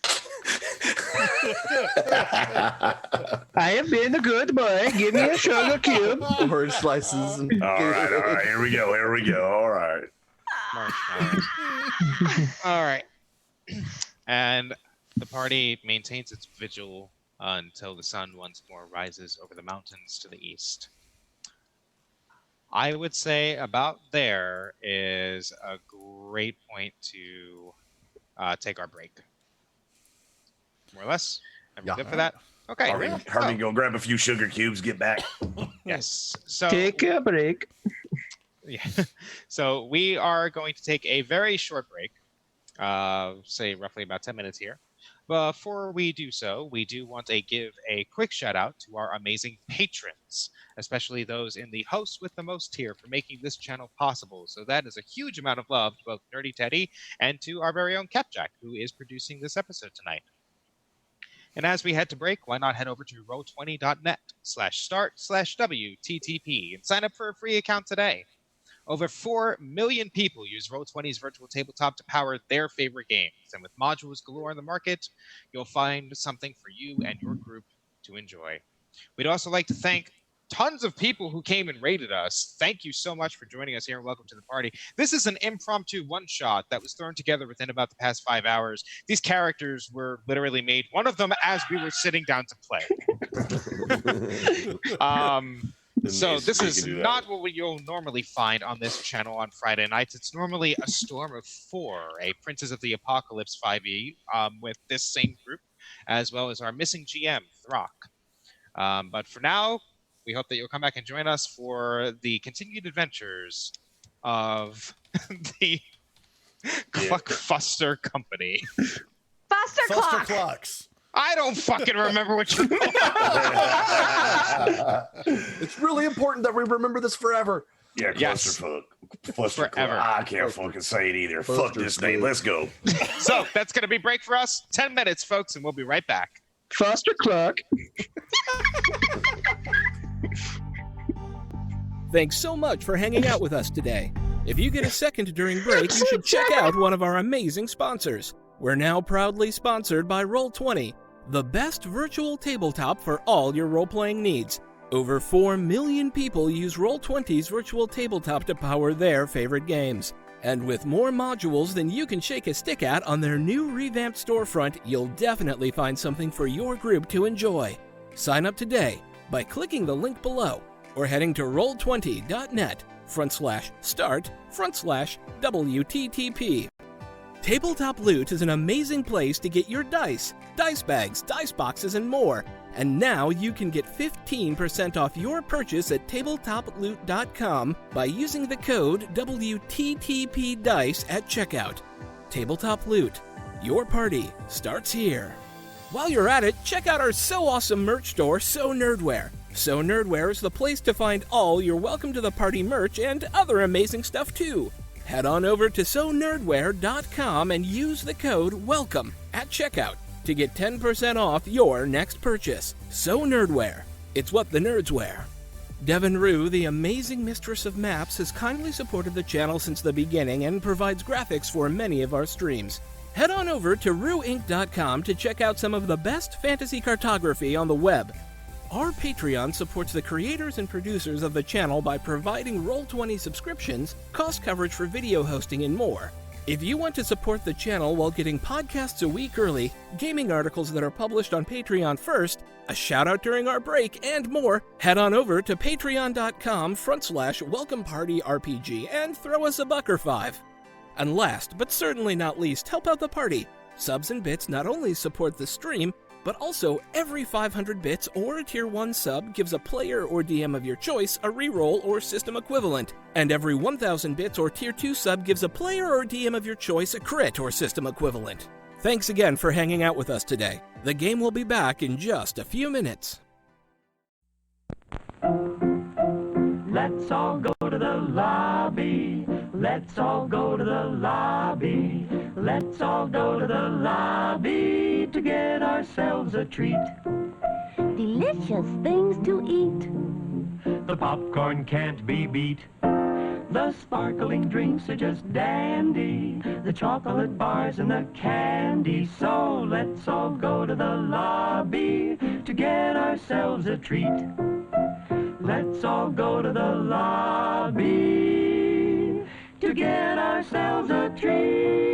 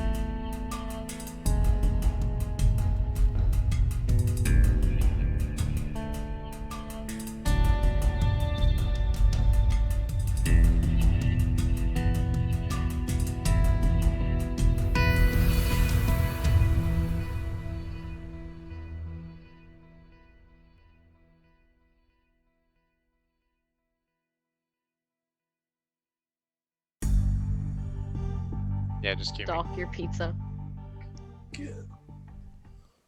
Welcome back to the party. I'm Don, and we are running some impromptu D&D 5th edition here with our wonderful players who are normally a part of a Storm of Four, a Princess of the Apocalypse live play, and today we are doing something completely different. When last we left off, our intrepid crew of the Fustercluck Company, I got it right this time, just dealt Oh with god, a that makes us the FCC. Oh no. Oh no! Oh no! Ooh. Fustercluck FCC. Brigade. Fustercluck Regiment. Literally anything else. It's fine. Yeah. I like Brigade. Brigade's fun. Brigade. Fustercluck Brigade. Oh my God. Oh, that was terrible. Boo the government. In every part of the world right now. Yep. Yes, Ooh. seriously. So the FCB had just dealt with a bandit attack at the twilight hours of the day.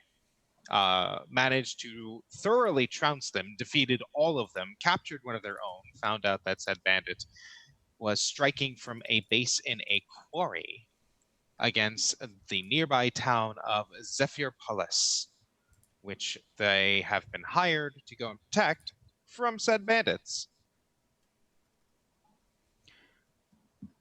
The sun crests high, Helios' chariot bringing dawn. How do you wake up, and what do you do to approach this morning? Reth has been pacing all night, just back and forth, watching every possible angle of anything coming. So he's just pacing when everyone starts waking up. I'm gonna get up and make some coffee. I think I need a little bit of kick me up. I'm going to have another carrot. Anybody want some coffee? I'm making coffee over here. What? Absolutely. Harvey's over there got the carrot. That's the if you want carrots with the Harvey over here if you want some coffee. Gladly take Thank a cup you. of coffee. Thank you. It's like the old kind of coffee where the grinds are still in there. Really, it's fucking horrible. Some real cowboy coffee there. Yeah, put some hair on your chest for sure. Yeah, like Kalara takes a sip and just coughs out life like lightning, and she's just like, So the RPG with the raid. Hey! Hello, friends. "Hey, thank you. Welcome to the party. Welcome Thank to you the chaos." so much. We're sorry. We are playing impromptu D&D. This is a group that was literally formed in 5 hours. We have no plan, no plot, and we are kicking ass here tonight. So thank you for joining us. Yeah, Philharmonious will just take one of the unguent vials and uncork it and dump it in the coffee. Oh God, what's in the vial? Sugar water. Oh.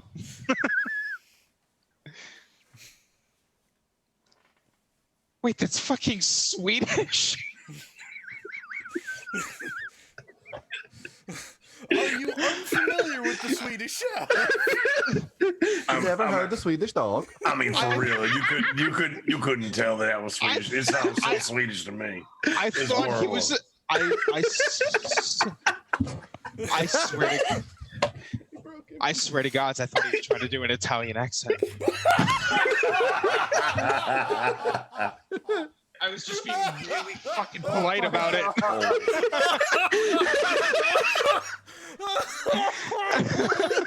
Hey, forget about it.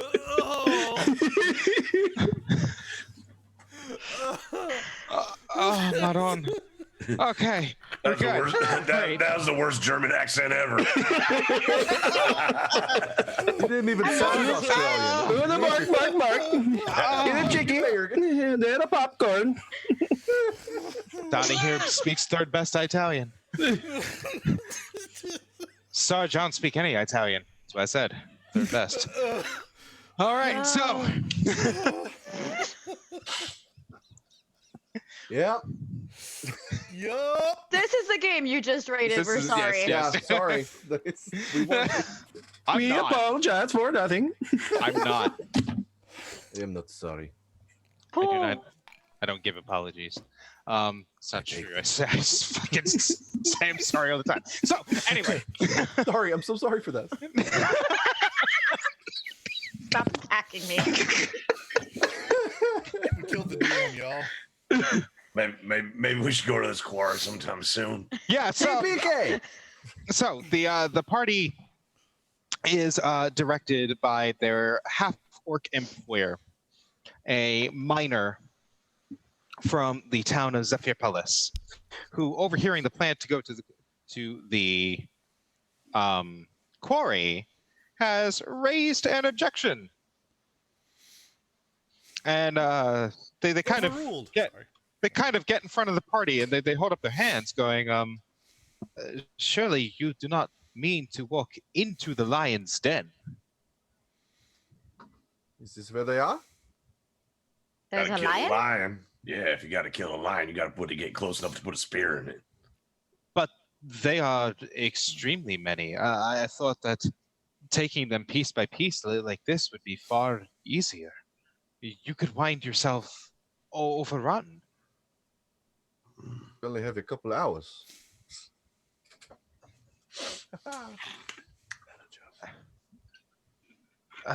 Hear me out, if you will. Okay. My people, again, many of the able-bodied were taken by the war, but we still have the young who are rising in age rapidly, and some of the old still have their strength to them. These bandits may be driven away, but who is to say that others will not replace them? There are many still desperate from the war. Would it not perhaps be better to reach my village, to help us fortify, to teach us to defend ourselves? We are not warriors, but seeing what you five have been able to accomplish last night is more than enough for me to think that we might be able to stand a chance.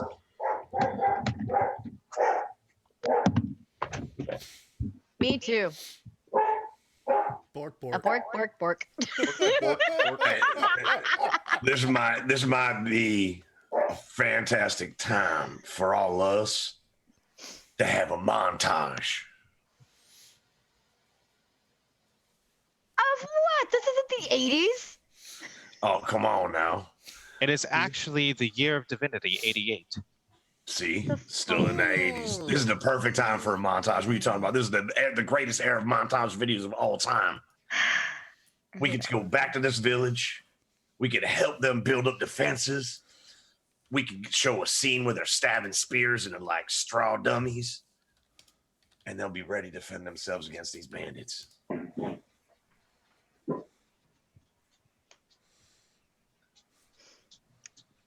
I think we should just kill the bad guys. All right. Absolutely Take all my lures them fun out. They will come eventually for my village, but if we are prepared, the village could be turned into a trap of some sorts, a means to lure them out. Do they all come every time? Mostly, yes. Their leader is always amongst them, a terrifying creature. You juvenile little murderer.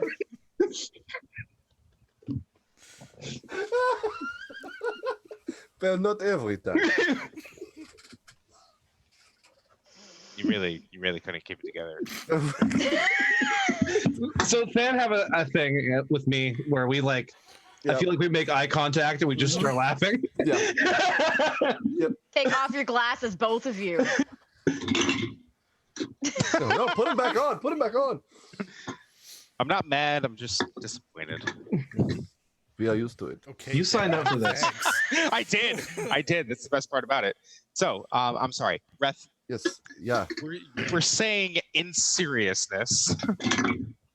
If they all come to the village every time, you stand no chance unless we help you. Is this right? More or less, yes. They have weapons. We have none. pickaxes, farming tools, scythes, and hoes. Luckily, I am a rogue, and I picked up all of these weapons from all of these dead bodies that we killed. And so this is some weapons for you. It's a start. It's a start, yes. Those who are strongest amongst the village would be able to put them to use. Indeed. If you wish to proceed to the quarry and try and end this yourselves, obviously I will not stop you, but help our people, not just in this season, but in every season going forward. But what do we think? What do we think? Train them to self-sufficiency? Sure, why not? I want free carrots for life. I will want your silver quarry. Silver is pretty shiny. The whole mine?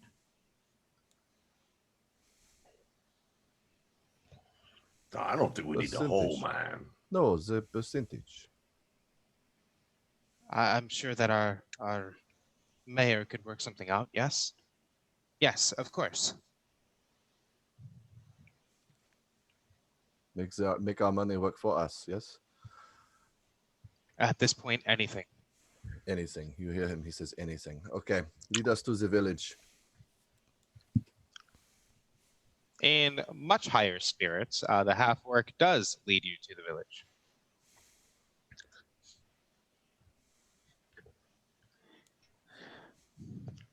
It is about half a day's journey from where you were to make it to the village of Zephyrpolis.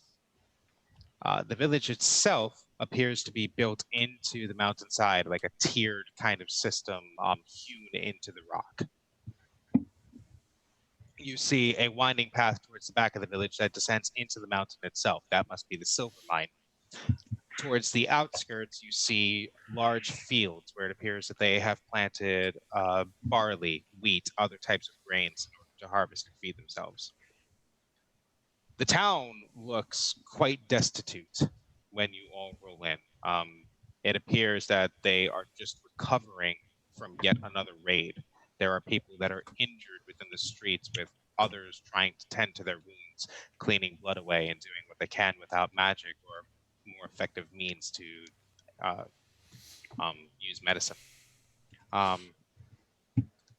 There are others that are gathered around a rather important-looking dwarf near a statue, a very tall, marble-hewn statue of a humanoid-looking creature, not necessarily an elf, but elf-like at the very least, with flowing, long, peaked hair and ears that go not long tapered towards the back, but long tapered out towards the sides, standing with shield and spear looking off proudly into the distance over this dilapidated town.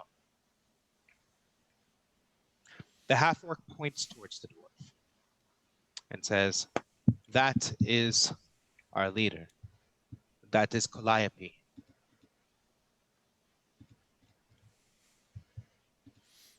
Why don't you introduce us? As you wish. The half-orc moves forward. And does anyone speak Sylvan? I do! You do? He said Sylvan, not Swedish. Dish. So, Swedish fish. in Sylvan, you overhear the half-orc begin to converse rapidly with the dwarf. Where the dwarf looks over at your assemblage going, "Are these the ones? You found people to help us?" And the half-orc nods and says, "It may cost us more than we were prepared to give, but I believe that they are our best chance of protection." The dwarf frowns, but nods, reaches up to pat the half-orc twice on the chest, and then comes over towards the five of you.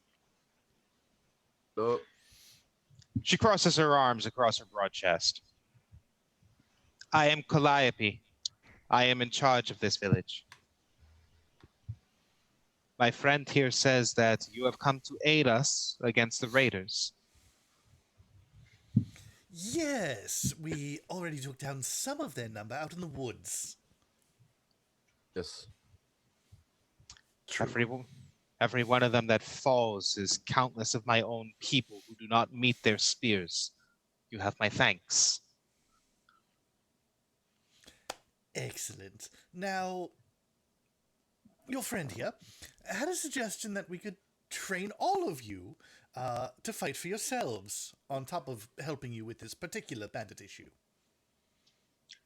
The dwarf seems confused at first, kind of like taken aback, and looks over her shoulder at the half-orc. They begin exchanging again rapidly in Sylvan, where the dwarf is like, I thought that they were here to get rid of the problem themselves. And the half-orc shoots back, who is to say that today's solution does not become tomorrow's problem. They converse a bit. I'll interject. Okay, yes, please do so. In Sylvan. Excuse me, no. We are going to solve the problem and then train you to solve the problem if it reoccurs. The dwarf regards you with much more respect than she initially looked at, nodding and in the same tongue that you share, speaking in that Fey language. Very well. It is far better for a farmer to store as much as he can for winter than just assume that spring will sustain his needs. We are ready to learn. We are ready to protect what is ours, but I warn you, we are not prepared for any type of combat. These people have already suffered much from the war. Many of our kind were taken, were killed. I can scrounge together maybe 50. They will not be as strong or as well organized as these bandits, but I can promise you they will sell their lives to protect our people if need be. 50 against 40? Well, 55, I suppose. But that's more than enough. Technically, it's also math. 32. Oh, right. So we have them outnumbered, although they're going to be a bit more experienced. So, let's fight dirty. So, Yes. fighting... Go ahead, Reth. No, yes, I agree. Fight dirty. So, fighting dirty is exactly what we are going to do. We are going to do a montage. This is going to be a skill challenge. So I'm it- down with this. So in this skill challenge, the party will need to accrue 7 successes before they accrue 4 failures. Any skill that you are proficient in, you may choose to use. You are going to then roll that skill, and if you succeed, you are going to describe what exactly you're doing with it in order to prepare the village for the bandit attack. Either crafting defenses, making traps, teaching the villagers how to defend themselves, scouting the area for things that may be useful, whatever it is that you want to do. Essentially, if you can argue why the skill is useful and what it should do, I'm fine with it. Got it. You work as a group. There's no initiative, any order you want. 7 successes as a group before you get 4 failures as a group.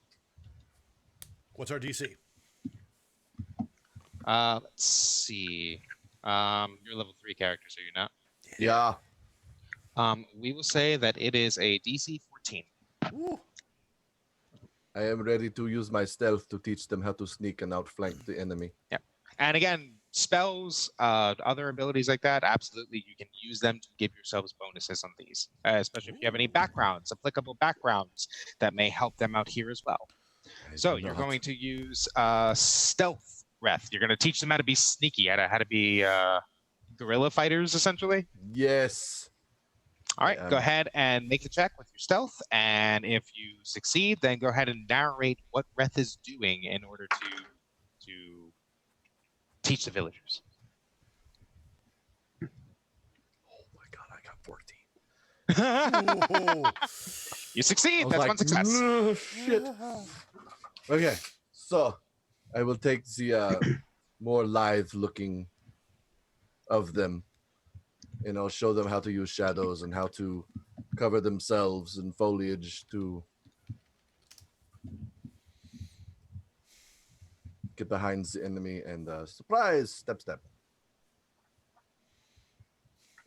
Several of the villagers who are used to moving nimbly within the mines in order to avoid collapses take to this training quite readily. What you're showing them is something that they've used before. They just haven't translated it into this outcome. Use One what you know. success. Who's next? Do it. Okay, so Calera, being the very devout cleric that she is, because acolyte life, she's done nothing but study and devote herself. She takes her emblem of Zeus and think very much like Disney Hercules. It's the little cloud with the lightning, because duh.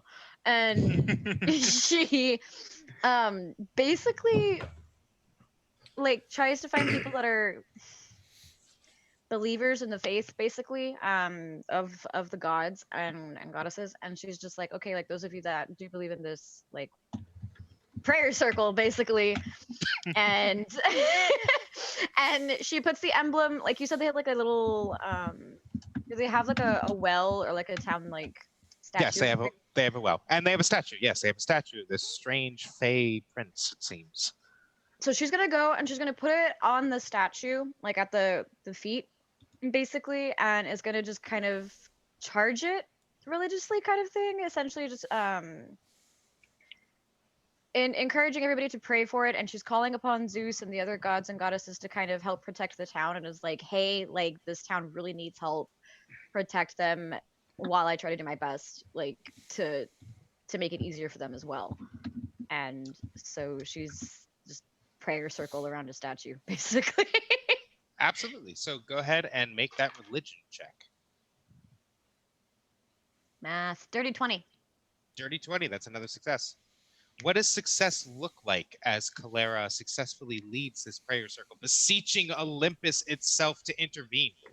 As she's doing this, and she's instructed everybody else to like close their eyes and to really just repeat the prayers that she's taught them, like specifically for like Zeus in particular, but for like the others, like she's keeping an eye on the amulet and just like super focusing. And as it's happening, and they've repeated it about 5 minutes later or so, like it actually starts to kind of glow.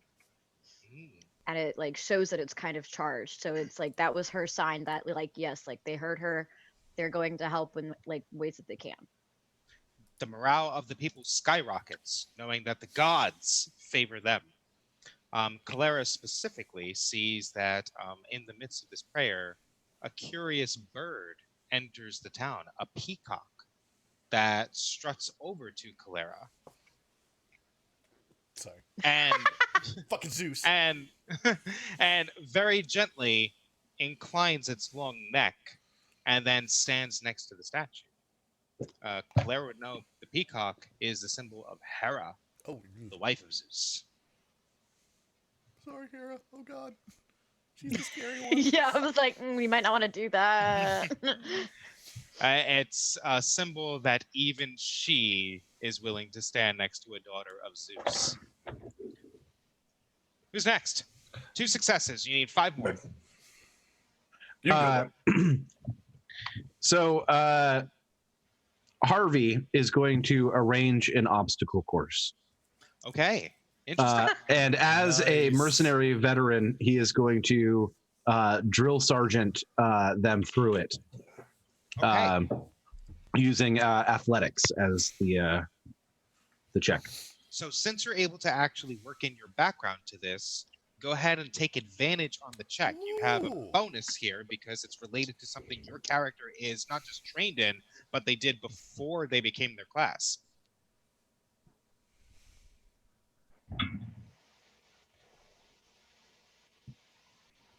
Uh, 21.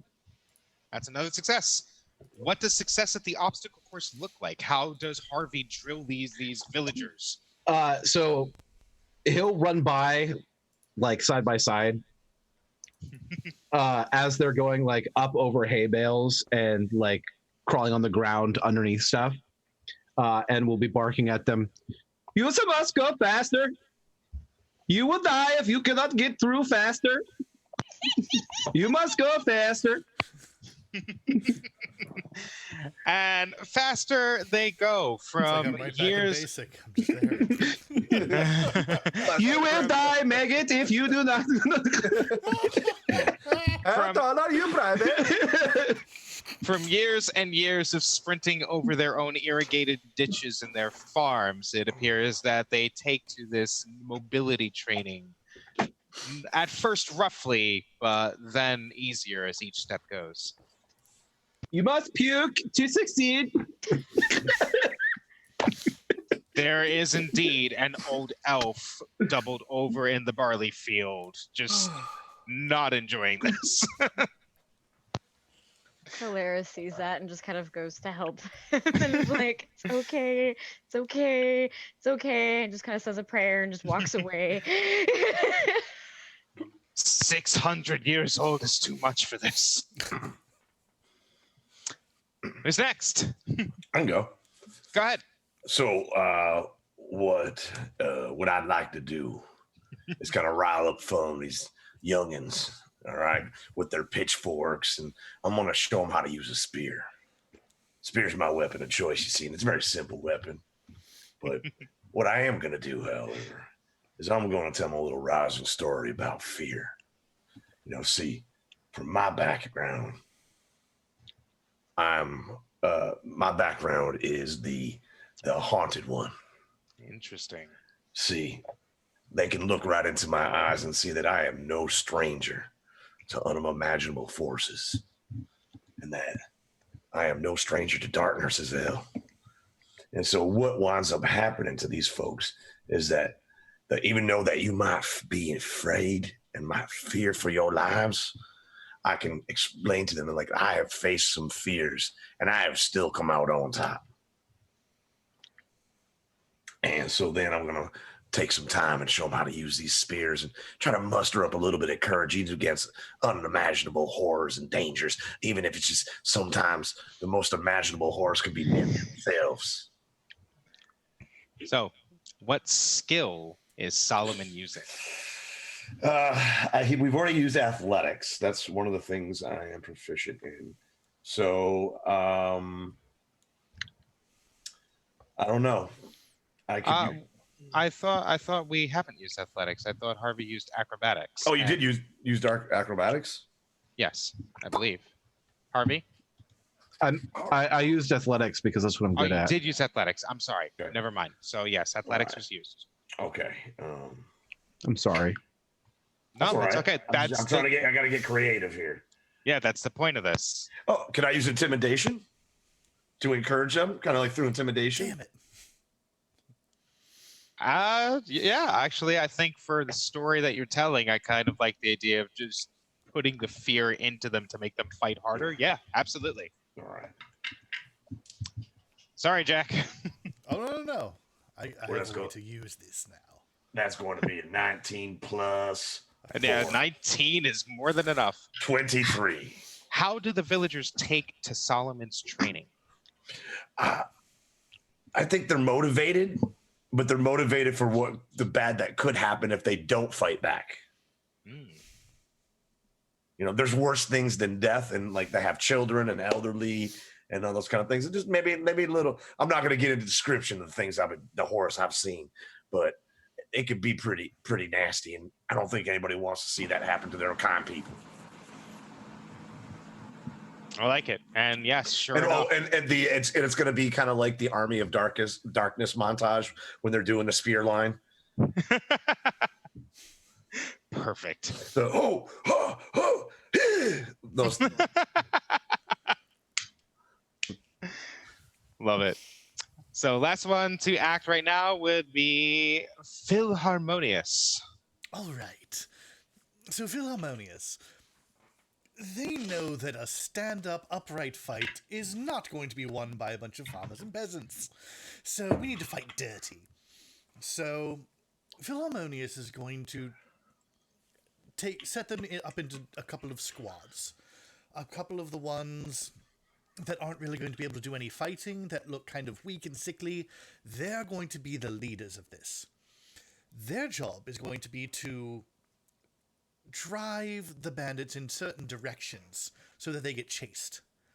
And then taking some of the fear-inspired spear folks, setting them up in some good ambush points. And then some of the other folks that are doing, like, the running and things, also having them dig ditches that people will be able to fall into and things. So creating a deceptive battlefield. Like, the villagers will know where the battlefield is, but the bandits won't. So Yeah, I'm gonna use deception for that. Yeah, I think deception is perfect for that. You are laying a deceptive trap. 21. 21 is a success. Oh, yes. So, what does Philharmonious's fake battlefield look like? So, basically, it's placing people strategically so that by the time the bandits get to... There's, like, spiked pits, there's, within houses, some of them are fortified, but the windows, they can just be stabbed out of very quickly as people run by. Basically just setting it up that a good number of the bandits will never make it to the final battlefield, as it were. And sure enough, as you finish your work, Philharmonious, you are quite sure they won't. Many will fall to these pits and traps before they ever see the center of town. 2 more successes left to go. Who would like to take the next one? Everybody's gone. Everybody's gone. So I have an why idea. don't go ahead, Reth. I will use my investigation skill to Interesting. go throughout the village and look for the best places for all of my sneaky people to hide, and point to all the different locations. Like, you can hide there, you can hide there, do not hide there. They will kill you. And Yeah, absolutely. Investigations works. this is much better. 21. 21 is absolutely a success. So what does success look like here as I've got, Ref leads his little band of gorillas through the town? Literally just pointing out, like, this works because the awning and the shadows, and they will not see you if they're not looking right there. Plus, it looks like they are, like, making the battlefield look like this, and so you can stay to the sides and stay blah, blah, blah. Here's a window you can shoot arrows from, and because I found a bow and arrow, and and they're like, Okay. yeah, it's great.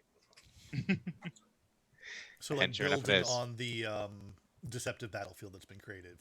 Nice. Yes. Traps upon tricks upon traps. And let's just continue the initiative order that we had there, it looks like. So, Calera, can you get our last success here? I think since we're we're sort of placing people in other places, she's kind of just overseeing where everything is going. Mhm. And so she kind of like parkoured her way up onto like the highest building, and just was like, let me like, we did the thing that I wanted to do. So I'm like, okay, I'm gonna like keep an eye on everybody else, and at least from here there's a better vantage point, so I can just hop down if need be. And so she's kind of up top and just watching everybody and looking for not quite better, but other places that like Phil might have missed or Reth might have missed, and is very much just like, hey, what if you did this? And is kind of just like hollering from the rooftop. So she's using her nature check to kind of be like, you can use these trees because this specific type does a little better at blocking light, and this dirt's a little bit easier to move. So if you're going to like dig those trenches, you can probably put that there and no one's going to see it. Okay, so a vast knowledge of the terrain to Yeah. your advantage. Okay, absolutely. Dirty 20. My dice love me. Thank you, Tabletop Loot. Like, honestly, I don't think I've ever had a bad roll with their dice. Check sponsor. Good Plug. native native content there. There it is. Thank you. So that's our last success. So Calera, what does success look like here? I think as that's kind of it sort of just seems like it's the final step to get everything ready. We've done, the trainings enough. I did what I could as far as morale boosting and celestially protecting the area with divine help. And like as she's like just kind of finishing up the order, she kind of just sees everything fall into place like a really good puzzle. So she's very, very like just like strategically just like putting everything together. And once all the final pieces are like there, she just kind of takes one last scan and is like, that's as good as it's gonna get. And we've got this. Like they're gonna do what they can, and we can do what we can. And so she hops down and she's like, all right, we're set. See what we can do. Before you hop down, Calera, that is when your divinely gifted eyes see it. Upon the horizon, moving through the barley fields, you see people on horseback riding hard for the village. You count at least a score amongst their number, perhaps twice as many, it's hard to say. It is without a doubt that these are the raiders on their way to Zephyrpolis, prepared once more to take from these people, to kill, to maim, to destroy. Okay. She before she hops down, she sees all of that, and she does one last kind of command and alert to go, hey, they're coming already, let's go. Everybody get set and Get let's ready to do dig this. your heels in. Yep. And she hops down and gets on her spot. Okay. Where exactly is the party making this stand now that the village is prepared? It's got to be at the statue, right? It's got to be at the statue. Okay, at the statue it is.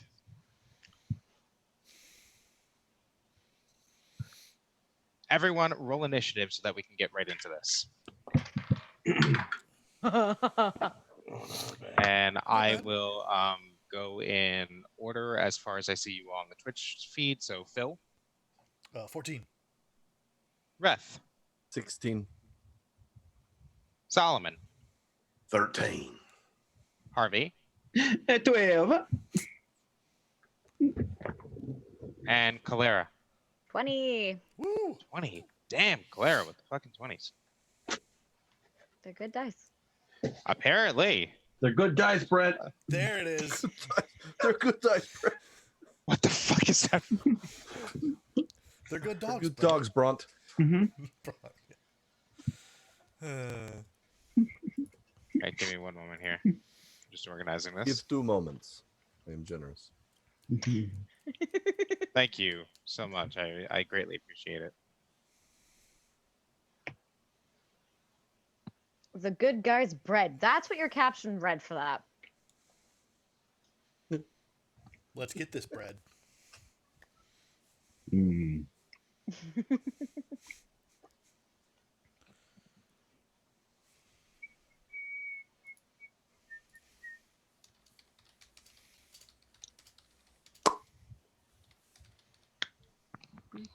Okay. Why? There we go. So, Okay, nerd, we're good. what the nerds wear. Use code welcome at checkout. You can save 10% off your order. Look at that merch. You can get one of these fantastic shirts just like this. You can get this shirt too. It's for the other channel that I'm on. But I didn't wear the right shirt today. Fuck. Be a darn. I have a support hoodie the for my stream. other channel, and I'm like, nah, I'm not gonna wear it tonight. You hear the screams of battle Shit, it's long before you ever actually see the fight joined. It seems like your plans so far are being carried out nigh perfectly. You hear horses baying and crying out in the distance as they fall into the traps that were set out within the barley fields. It's okay. It's not to me. You hear More sugar cubes for me. You hear villagers striking from the shadowy points that Reth managed to stash some of them in, using slings and javelins and spears to launch attacks and then fade into the darkness.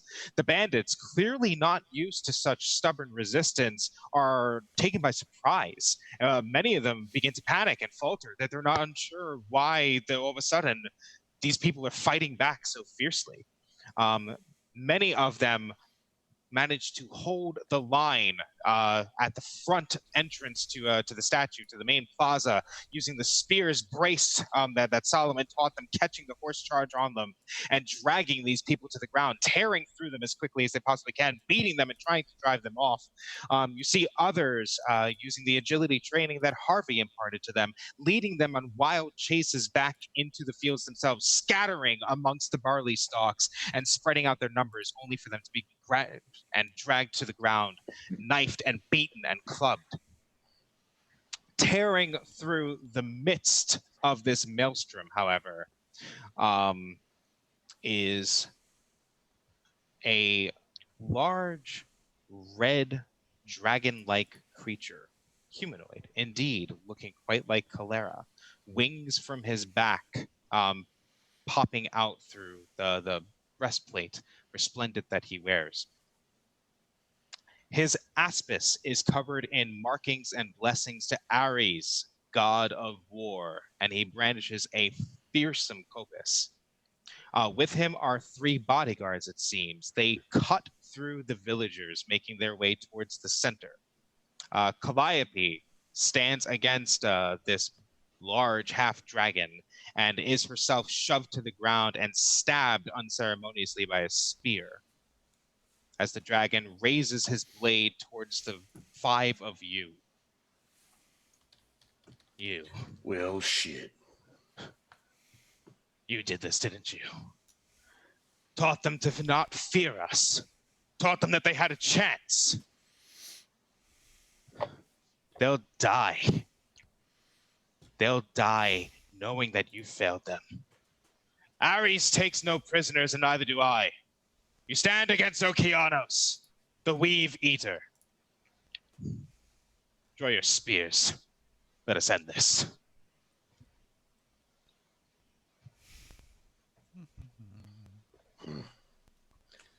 Yeah, well, there's worse things than death.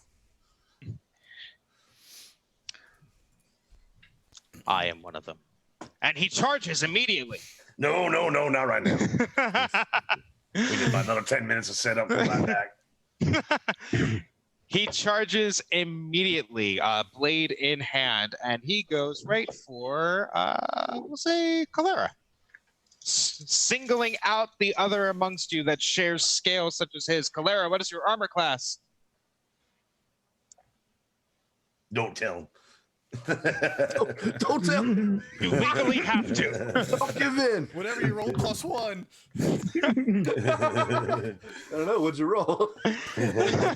I got an 18 on the die, so I mean. That sucks. My AC's 19. Mine's 18. You suck. Okay, so that's 7 damage on the first strike. And 5 damage on the second. As he comes crashing in, shield raised, battering against you and just trying to pummel you with his wicked, torn and scraped up sword. With him appear to be 3 other war veterans. One brandishing a spear and shield as well. You can see lightning crackling along the spear's haft. You see another with a mace that has a bloodied sword hanging from his neck, a symbol of Ares that he is chanting war prayers to. And the last you see with 2 smaller daggers trying to stay behind these others, looking for an opening, wearing lighter armor, but clearly of a Nimbus sort. It is Calera's turn. What do you do?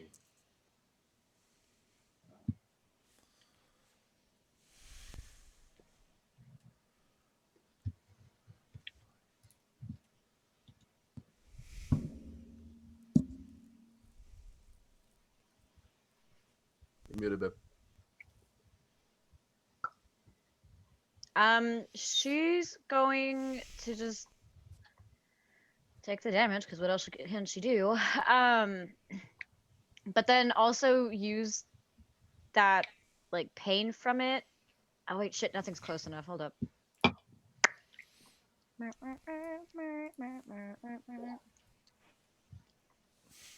How far away am I from the first line of bad guys? Well, it's just these 4 that have chosen to stand against you. So Okeanos, the Weave Eater, is in front of you in melee. Okay. We'll say that the priest with the mace and the spear holding mage, it seems, are about 20 feet back from him, and 10 feet back from that is the one with the 2 daggers. She's gonna use her Wrath of the Storm Okay. and just hit him back.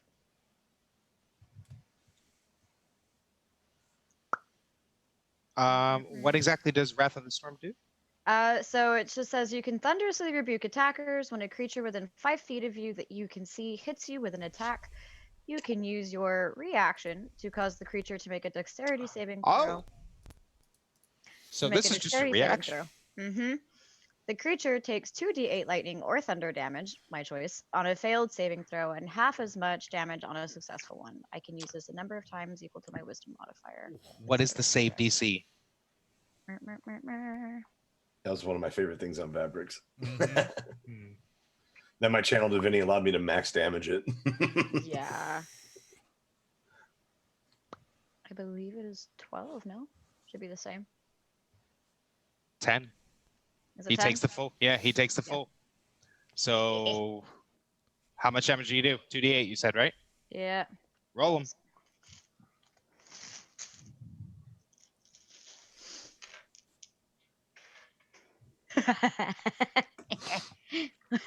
$16. 16. Spicy. Max damage as you feel Zeus himself form the thunderbolt inside you, and it lashes out, shocking through his armor. You can see the electricity sparking along his scales. But that's just your reaction. You still have your full turn. With that, and he takes, I'm going to say he does, he takes thunder from that. Okay, so yes. And Thunder. as a follow-up, she's going to use her breath weapon. Oh. Okay. So she's just going to get real fucking stormy because she's like, motherfucker, ow. And just zap the bastard. So it's 11 versus his dex. And that's the people in front. So it would it hits anybody that's in the 5 by 30 line. it's a 5 by 30. Mm-hmm. Sure. We'll say that you can get Okeanos and you can get the one with the spear, the spear veteran. Okay. What's the DC? Ooh, that's terrible 11 rolls. versus dex. No, neither. Okay. So how much damage? Half on a successful. So. Well, no. Neither of them succeeded. They Yes. take. So it's 2d6 damage on a failed save. Yes. Or that may have gotten worded backwards. Hold up. 2d6 on a success and half on a fail. That got worded wrong.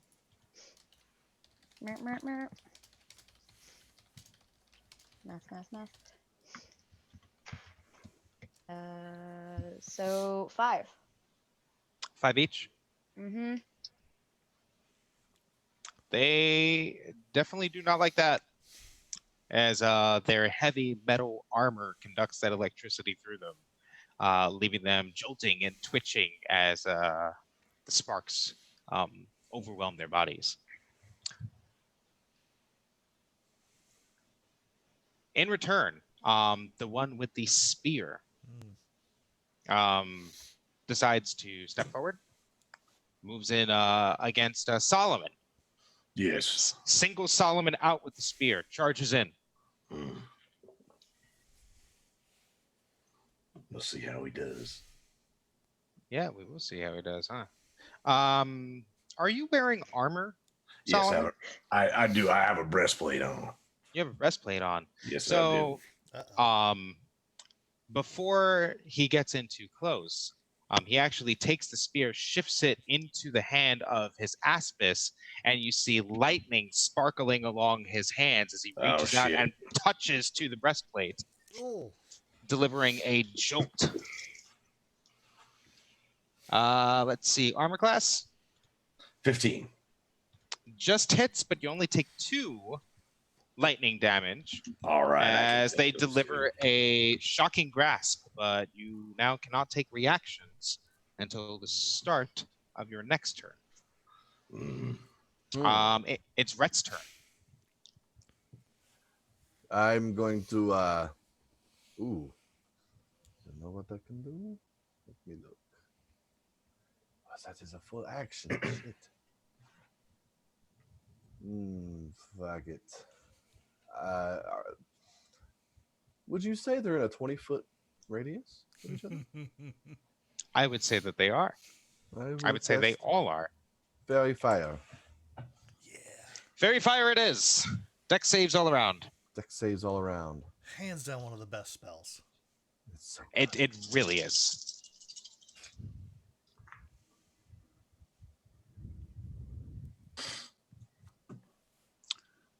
Oh shit, really? What's your spell save DC again?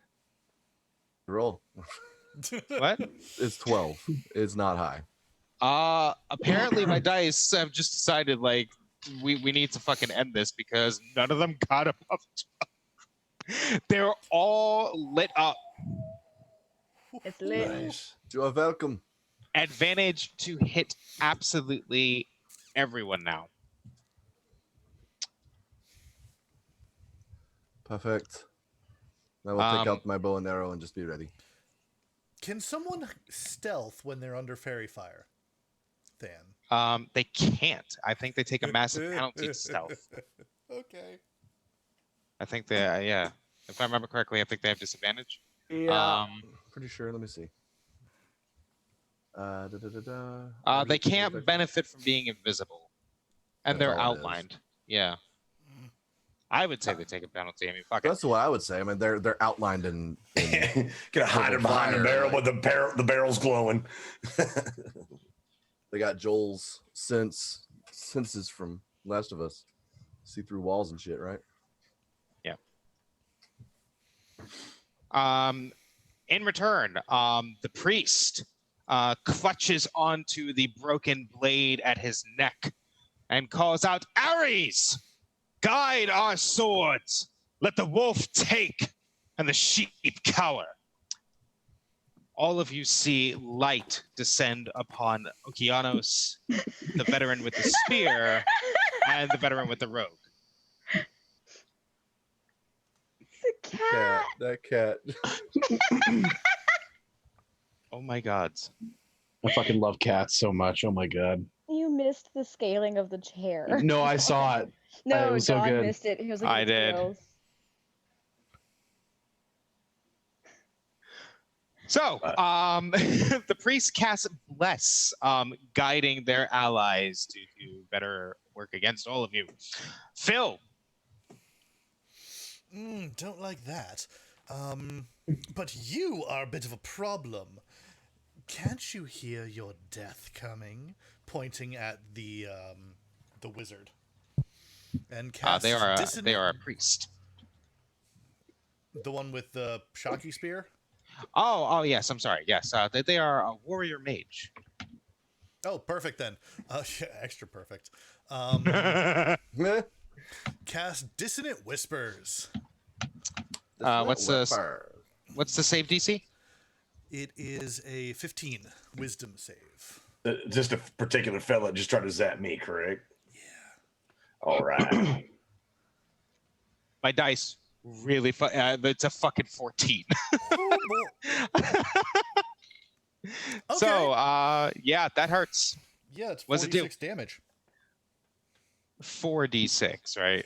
46. I thought you said 46. It's like, holy shit. Okay. He was like, "How do you have your dice do that?"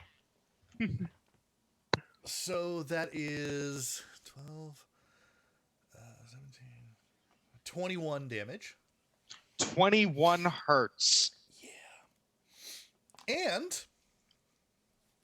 they have to use their reaction to move as far as their speed allows away from me. Oh shit! Really? Mm-hmm. I'm sorry. You said 21 damage. Yeah. 21. Yeah. Yes. Overcome by whatever hideous thoughts you've managed to plant into their mind. They thrash their spear back and forth. They do move away from Solomon, but Solomon cannot take reactions at the moment. Right. Yep. As they shout, "Out of my head, witch! Out!" Seizing advantage from the chaos.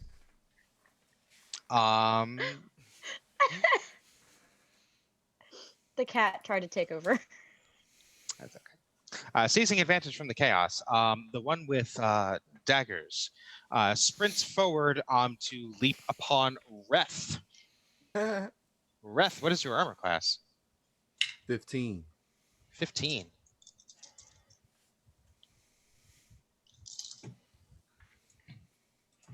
$15 on the die for 1. And you notice that his technique is actually quite good. Very good, you might say, against a singular opponent, as he is able to exploit openings as you are able in those whose attentions are elsewhere. As you take 9 damage, including his sneak attack damage from being a swashbuckler. Buckle and swash. Should've known. Buckling swash. Harvey. What up, my dude? Oh, wait, I'm sorry. Reth, concentration save, please. Ugh. As you are maintaining your right. fairy fire. Oh yeah. Make That's make a It's a DC 10 or the damage taken, whichever is higher. So in this case, it would be 10. 11. You make it. You maintain your spell. It's Harvey's turn. All right. Is there one of these motherfuckers that is the leader, the one that's all been saying all the shit? Yes, that is Okeanos, the Weave Eater, the red half dragon who is currently attacking Calera. And how far away am I from that? You are within the ability to close to melee. Are you asking if you're 30 feet? Yes, I am. Am I between 30 and 40 feet away? You are between 30 and 40 feet away. Yes, you Okay. absolutely are. Then I will charge. No. You have advantage on the attack as fairy fire is all over this person. Loaded with it. Loaded. That's a dirty 20. Yeah, that hits. Nice. And then I'll use my bonus action to fucking hove this motherfucker. You do notice that even with your dirty 20, that it is still quite hard to get through his armor. So, what was the second? The hooves is 19. The hooves just barely hit, Oh, we But found both- a number. but both connect. All right. So the great axe of power does 8 damages. And the fucking hooves The fucking hooves. for 5. How do hooves fuck? Oh my fucking god. Just- Okay. Just like right here. This is the zone. Like Right that? here. A little bit of this, a little bit of that. Like a kangaroo fighting.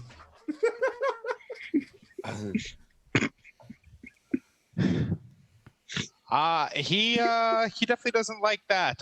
It knocks him about quite a bit, but he snarls. You see smoke tendrils beginning to come out of his nostrils as, like Calera did before, he begins to rear back, and you see flame build in his maw, and he unleashes it upon you.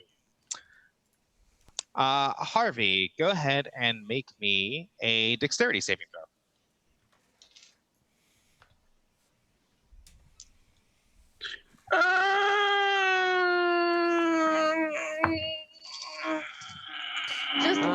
lie. 14. Just lie. 14 is not enough. You missed it by 1 point. Mother, father, sister, cousin. Everybody has to look at this now.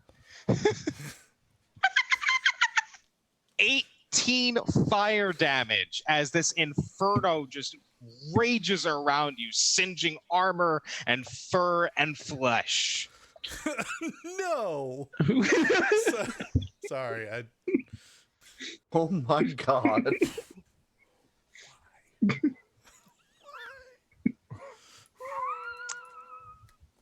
It's Kalera's turn. B. You don't get blessed for that now. Fuck you. I was gonna be nice. You had to go and post a centaur dick meme. I need to know where my own penis is, okay? It's letter B, obviously. Why would it be up there? Because I'm half man. That doesn't. But the lower half is the animal, not the upper half. Anyway, Kalera, how do you not die? bless up. Bless up. Because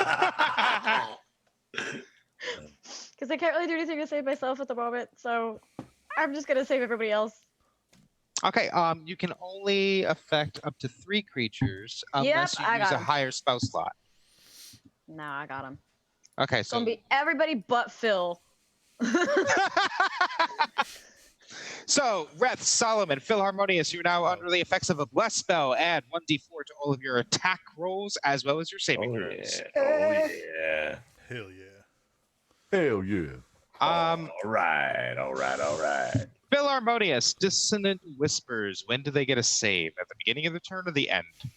Oh no, it was just that one shot. Oh, it was just the one shot. Yeah. Okay, great. That person turns around, singles you out, flips their dory around, and launches it as hard as they can at you. What is your armor class? 15. 15.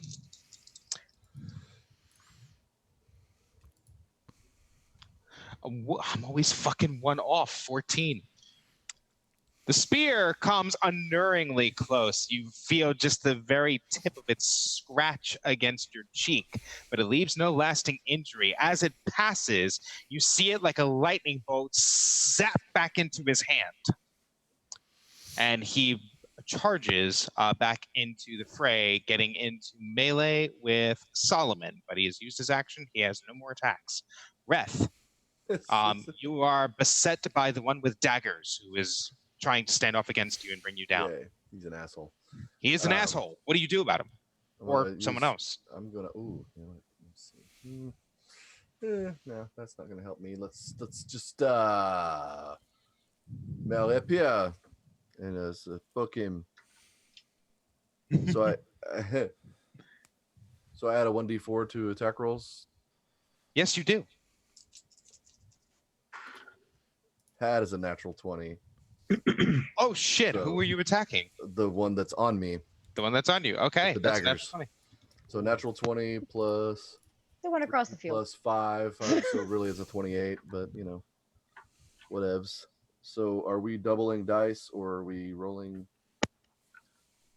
I like it where it's the first dice are maxed, and then you roll to double whatever it comes after. So 8 plus 2 plus 3, so 13. 13 total? 13. Oh no, and no, I don't. I was gonna Advantage say- gives me sneak attack. Yes. Yes, you have sneak attack. Oh damn, 16. So which means your sneak attack are also maxed, and then you Oh. roll. Oh, that's right. Yeah. So 13 plus 12 is 25. 31. Oh, I love rogues.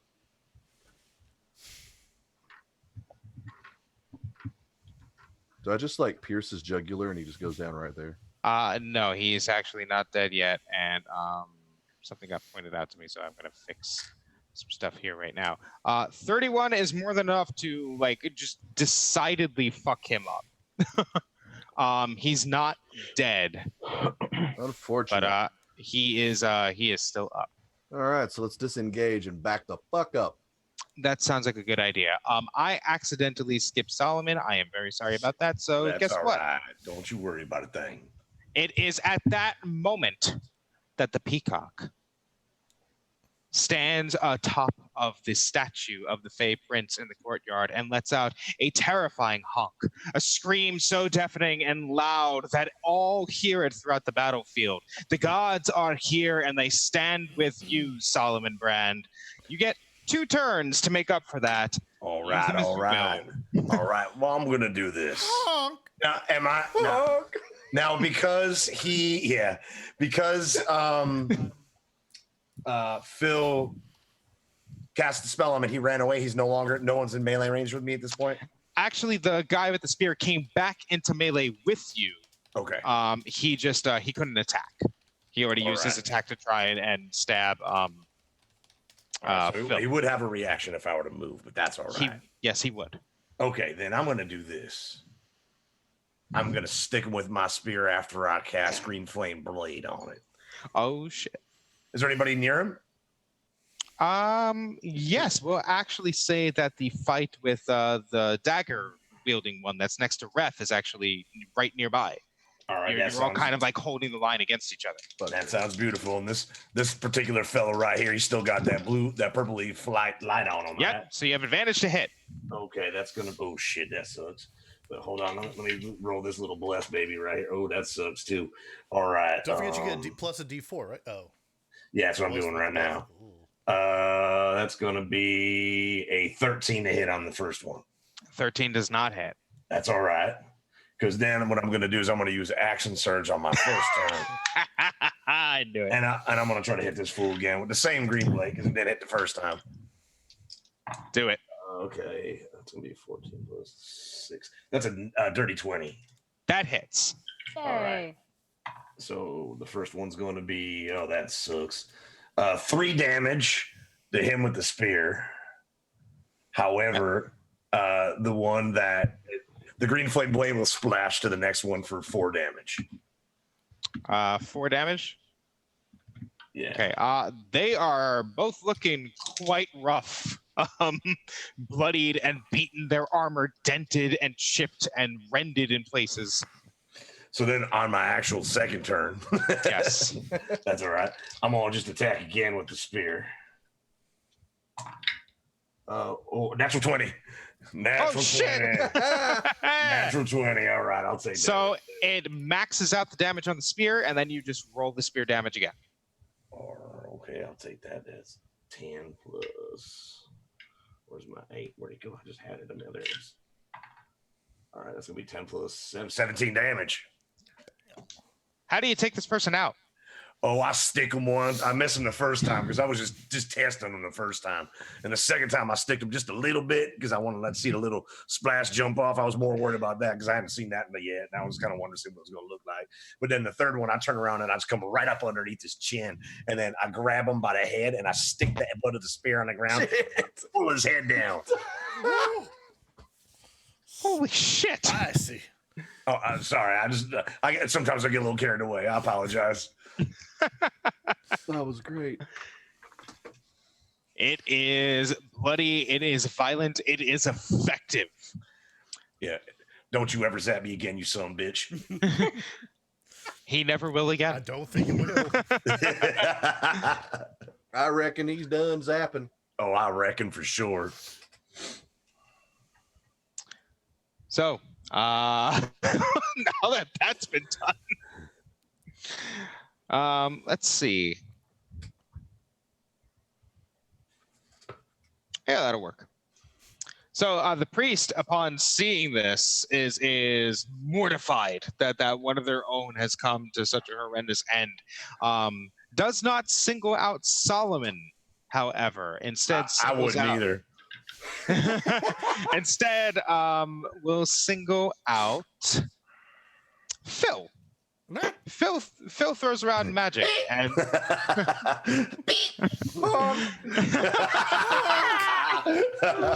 Phil throws around magic, and magic is terrifying, and praying to Ares, calling whatever foul creatures of Tartarus you pray to. They end here. What is your armor class? No, 15. don't worry. Don't worry. It hits you. Oh well, all right. Class is 35. Though. It was a 19 on the die. Oh. 47. Seven. Does that hit? 16 damage. Ooh. 16 radiant damage. That doesn't matter. As you see the mark of Ares, a bloody sword, all of a sudden imprinted upon you. And no matter how you try, you cannot get it off. And you feel the steel of the remaining combatants slowly drawn towards it, as if it will veer their weapons right towards your body if they were to come for you. Phil screams and disappears. It is your literally turn. vanishing. But Shit. Oh well. It is your turn next.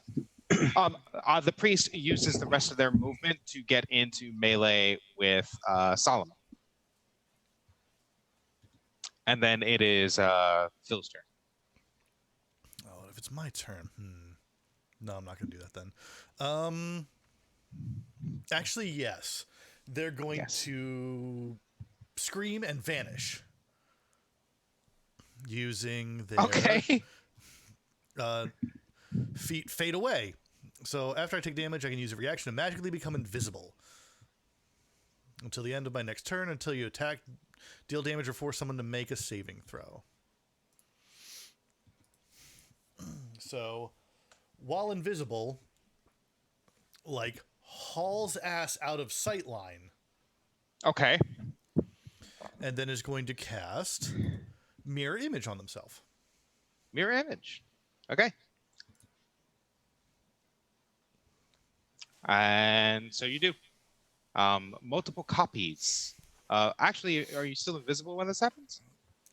So, disappears, runs away, and then 4 of them reappear.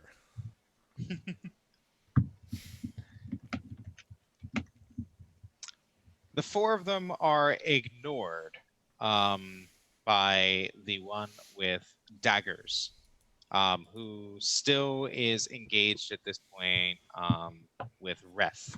Has taken quite a solid blow from Reth. Very unhappy about that, but nevertheless, they brandish both weapons skillfully and tried to bring you down. Armor class. Me? Reth. 15. Both miss. Sucker! Oh. As he tries desperately to dig those blades into any purchase they can find, and skill and acrobatics, you manage to dodge all of his flurry. Harvey. Oh no. Is it my turn? Yes, yeah, you Harvey. yellow fucker. All right. So I'm moving towards this. I just want to move towards the closest fucker. Let's see. The closest fucker to you is probably the one with the mace, I believe. The one next to Solomon fighting him. Cool. So I'm actually no. I'm totally sorry. You're in melee with Okeanos, with the leader, the half dragon. Cool. So bonus action to rage. I know talk like this. Oh shit.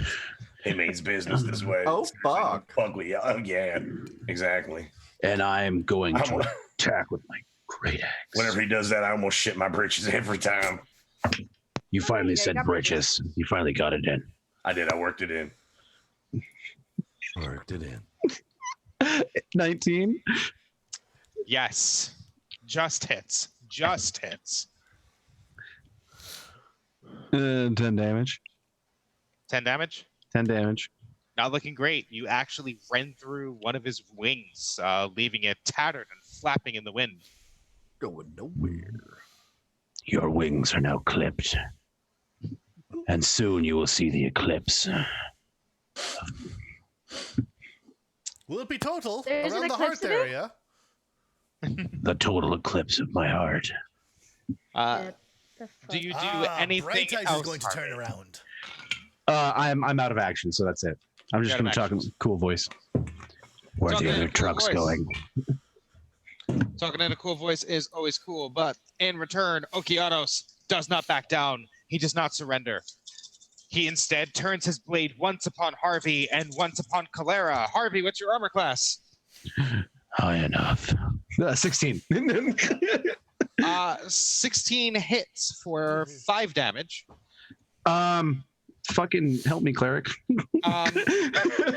You're raging. You take half damage from this, do you not? Yeah, that's fair. I do. And Yeah. fuck you, you got blessed. I ain't got much else. Sorry. Hey, get some- Calera, does a 7 hit you? No. The sword goes wide, Just misses. and it is your turn. Cries.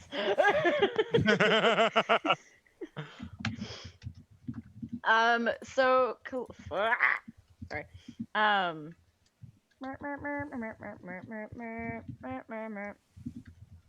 Who is the closest ally? Who is the closest ally to me? Harvey. Yes. Stupid fucking Jello fucker. My fucking So- god. You've said it. So she's gonna end up casting a healing word to him since someone decided to go invisible. And just heal him up for 4 HP. Harvey, you gain 4 hit points back. Oh, hold up, wait, it's 4 plus my spellcasting modifiers. Yes. So... I'm sorry, I thought that was total. Nope, I always forget that. Where's that number on here? Your wisdom modifier. I think it's still 4. No, Your I'm kidding. wisdom's It's 0? 2. 6. Yeet. 6 hit points back. And Calera, you still have your action. What do you do with it? She. Who else is still left to murder? Okeanos is right in front of you, looking worse for wear. Their armor is still quite intact. They are fury and fire. The priest is still up and has not been touched or hit at all. And the rogue with double daggers is still engaged with Reth, but is bleeding very heavily all over their armor. So what she's gonna end up doing is she's gonna kind of hit up some inflict wounds and just You've already used healing word. yes. Can I not use that with a higher spell slot? So if you cast a slotted spell as a bonus action, the only spell you can cast as your action is a cantrip. You cannot use another slotted spell. Got No, any that works. attack That- spells? Not really. No, there are a lot of utility healing stuff. That's fine. I have wacky. I'm gonna go ahead and take my war pick and just hit him. Wacky, do it. Wacky, wacky. Do it, do it. For- Whack him. Don't forget you Nat- get advantage Does stuff. a nat Whack it. 20 hit? Bob. It's a That's That's 3 of those in this fight alone. Hashtag blessed. But you're not blessed. You bless everyone else.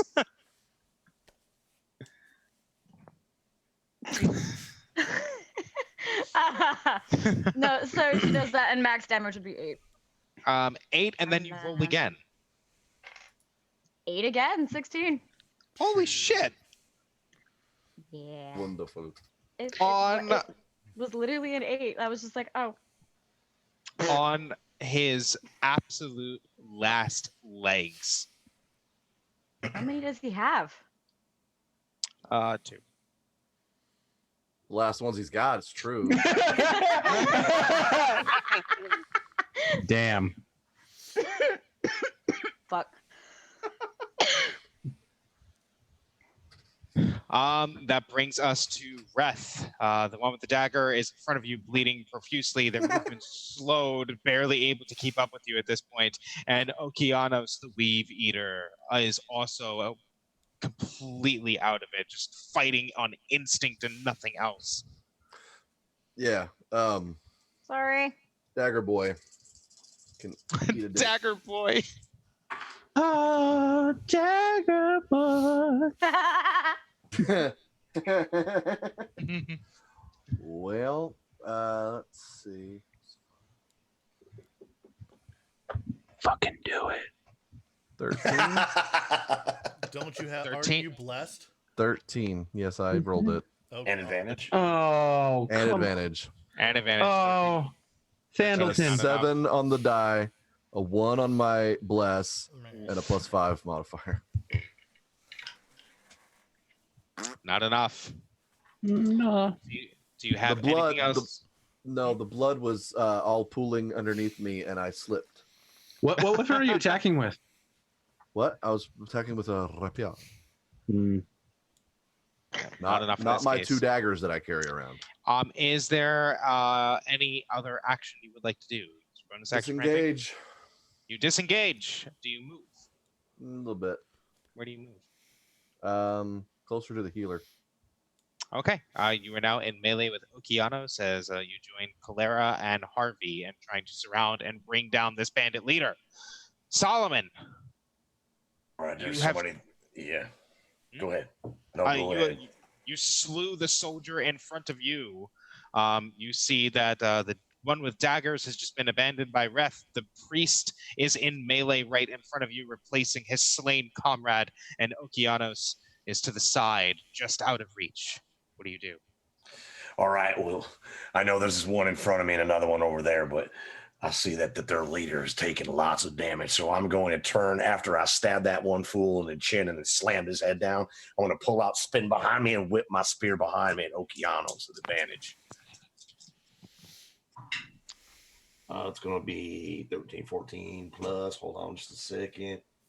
14 plus 4, 18. Just enough. All right. Literally just enough. It ain't gonna do a whole lot of damage, but let's see here. There's going to be 5 damage, and then I'm gonna pull my sword. I'm gonna pull my spear back with my bonus action to recall it back to my hand. Oh shit. And so you do. The fight is clearly not going in the way of these people at this point. The priest lifts up their mace, calls upon Ares, calls upon all that would worship war, and drives it as hard onto Solomon as he possibly can. What's your armor class? 15, but if it's anything less than 20, I'm gonna throw a shield up. You might want to throw that shield up. Shield up. What does your shield look like when you cast it? It's like it's like a clear, like bluish glimmering dome. Like actually, you know what? It's got a little red tint to it. All right, it's got a little red tint to it, and it kind of like sparks when it's hit. And spark it does as the hammer comes crashing down into it, and the recoil is enough to throw the priest backwards, put off balance, not expecting such resistance. Take your turn. Phil. Right. Looking at the pack of people doing things, Phil is just going to be like, that one in the middle, and go for the cloaky biscuit wingy dude. Cloaky biscuit wingy dude. I don't remember his name. Okeanos. That's That is one. the official Yeah, title. like I said, cloaky biscuit wingy dude. And that's going to be without even real, that's a 22, so. Just that is a 15 damage. Hello. How do you take him out?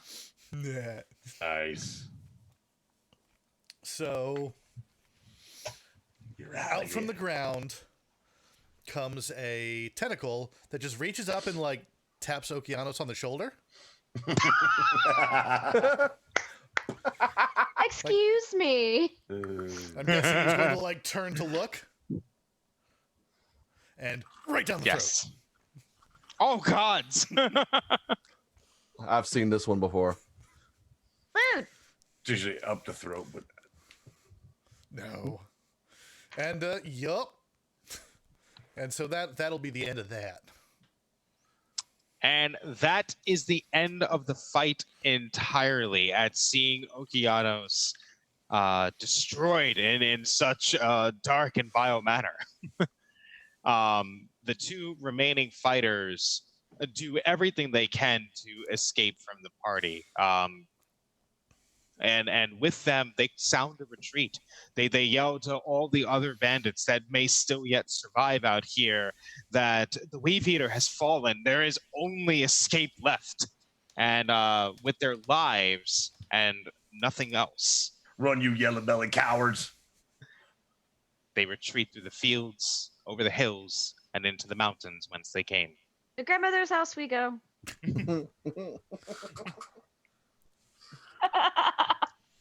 Think we did it, folks. The fuck were the townspeople doing this whole time?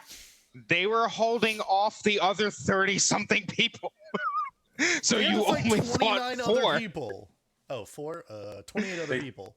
Listen, they did a really good job with what they had. Yeah. I'm gonna be honest with you. They weren't the best with the spears. Like they probably were likely to poke each other, but they did a good job. The townsfolk gather in the square with you, Calliope clutching at her side, alive but gravely wounded. All the accolades and gratitude that they can possibly express upon the 5 of you, they give, and they give in excess. Whatever it is that you could possibly want from Zephyrpolis is yours. Percentages of the mine, if you would like to settle down here, if there is anything at all that they can provide, they are your humble servants to do so. What is it that our heroes wish for having completed this? I'm good with a little few bars of silver, maybe. What about the rest of y'all think? A controlling interest in a mine sounds delightful. Yes, I think this is the best. You have a temple. Or a building that is currently not being used. Calliope says that once the bandits came, the priests were the first to be taken by them. They do have a temple dedicated to Hestia, but nobody has prayed there in some weeks.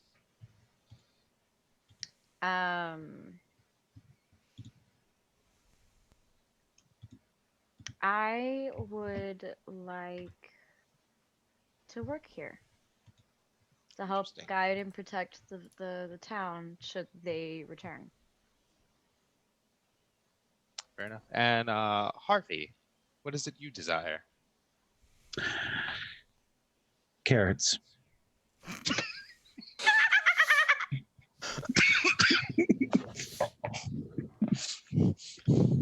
I got carrots too. Shiny ones. Just a lifetime supply of carrots. Carrots, onions, and tubers of all kind are yours.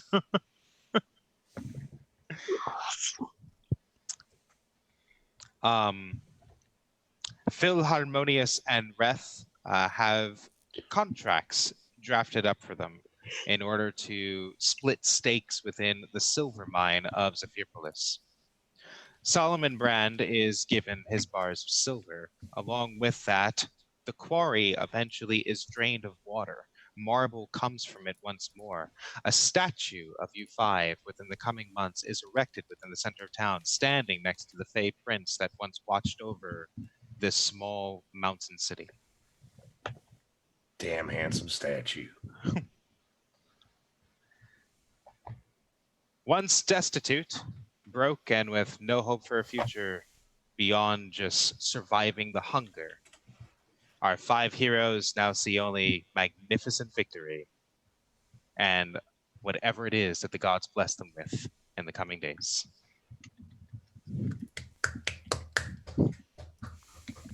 That was so much Did fun. it. Oh my god. That was awesome. So good. So good. Really good.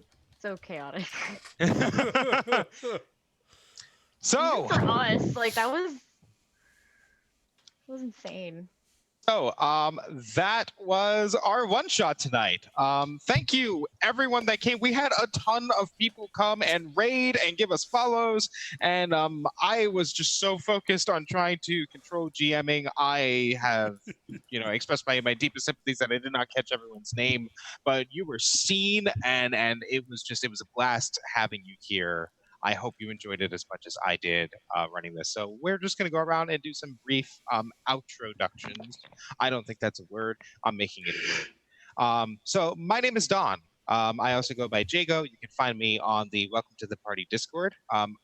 This was an impromptu session that was thrown together absolutely last minute, and I managed to not fall to pieces doing this. You can normally find me on our sister channel, our sibling channel, New to the Party, where every Thursday at 9 p.m. Eastern, I am running a Star Wars game, Star Wars The First Ember, in a system called Airlock, where we have a small crew that is starting the very first sparks of rebellion against the Galactic Empire.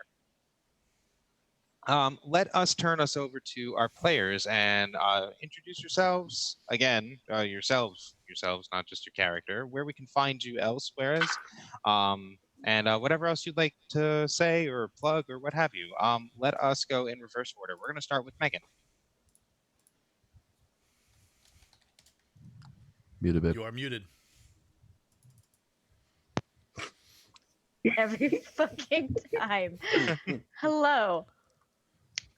Megan. I'm in the Discord. I am dysfunctional today. So yeah. But yeah, you can find me rambling in the Discord. I am normally part of the regular campaign we have on Fridays. I had fun playing Kalera. She's actually a character I do play with an offline game that I have with Dawn and some friends of mine. So this kind of gave me a chance to play her as a cleric in a different way. I don't normally play her this aggressive. So it was definitely a nice change.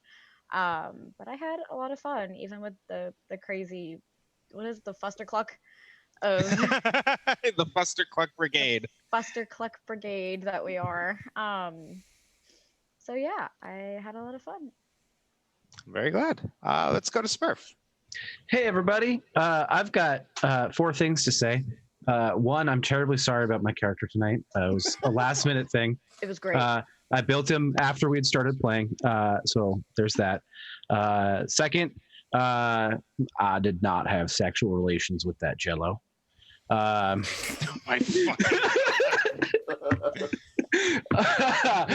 you can find me on the internet at DSC_Smurf for more content like this. I stream. Do we want that? I stream an awful lot on the internet. It's pretty much 7 days a week. If you want to figure out when I'm going live, the best place is to follow me on Twitter, and I retweet when I'm going live on various channels. I'm a player and a DM on Dumpstat Charisma, Soul Bear RPG, and here, Welcome Party RPG. So check out what I do. And the fourth thing is, I love you all so very much. Don't believe it. How dare you? Inside check. Wow. Inside check. just taking something given so earnestly and turning it down. I I expect nothing less from this Fustercluck of a group. Let's go to Chris. What's up, everybody? The Chris Herzog on all social media, Judo Killer here on Twitch. I had an awesome time with this group tonight. Don, thank you for putting up with us. I think it's probably the best I can say. We had a lot of fun, and it was great that you could throw something together for us at the last minute. I love playing with you all, and I've been really enjoyed my time with having you in the group as well too. I have a website. I am an MMA and jiu-jitsu instructor by trade. If you're interested in that kind of thing, I do have a membership-based website you can check out, and that's www.zagapd.com. And I am here Friday nights. Than. Hi, I'm Thanrand, everywhere on the internet, mostly on Twitter and on my own Twitch channel, twitch.tv/Thanrand on Tuesdays and Thursday nights, 4 Central. and here on every Friday night with Storm of 4 with these beautiful people, and on Monday nights on twitch.tv/open for adventure. Way more dramatic and serious than our goof fest here, but both equally amazing. And I will play in any game you run, Jago. That was a great game. That was really fun. Good I stuff. appreciate that. And last but not least, Jack. Hey everybody, I am Capjack, or at Captain Jake Cross on the Twitters, and you can find me here again on Friday nights with the Storm of 4 crew, where I play a far less serious and slightly less tilted character. Slightly. But yes, Don, thank you so much. This was great, and it's always a joy playing with you. And since you mentioned New to the Party, I am one of the producers over there on New to the Party, and yeah. So we have lots of games and things like that. So come by on our Monday nights and, of course, Thursday night for Don's game. So outside of that, yeah, that's us. That is indeed us. And we are going to call it a night for now. We ran a little bit longer than we normally do, but I definitely wanted to get through this, and I'm glad to see that everyone enjoyed going through it. So thank you again. Huge shout outs to, I did not catch all of your names. I am so sorry, but I did see you, all of the people who followed, all the people who subbed, all the people who rated. And our chat was just like popping off tonight. It was absolutely wonderful to see. If you want to come and chat with me and all of the rest of my players, you can always come and join us on our Discord at Welcome to the Party. Go ahead and give us some support on Patreon so we can continue making great impromptu games like this, and ones that are a little bit more structured. We actually do put in more time than about 5 hours to throw this together. And we have some great merch supporters as well. So go ahead and check out their content and give them some money and get some great things in return. Welcome to the Party is done for the evening. We have no more shows for you. We are instead going to be rating We Are Nerd Smith, and we will be bringing this massive party over to them. So with that, I have been Don. This has been Welcome to the Party, and thank you for joining us. Adios. Skate fast, eat ass. Oh, wow.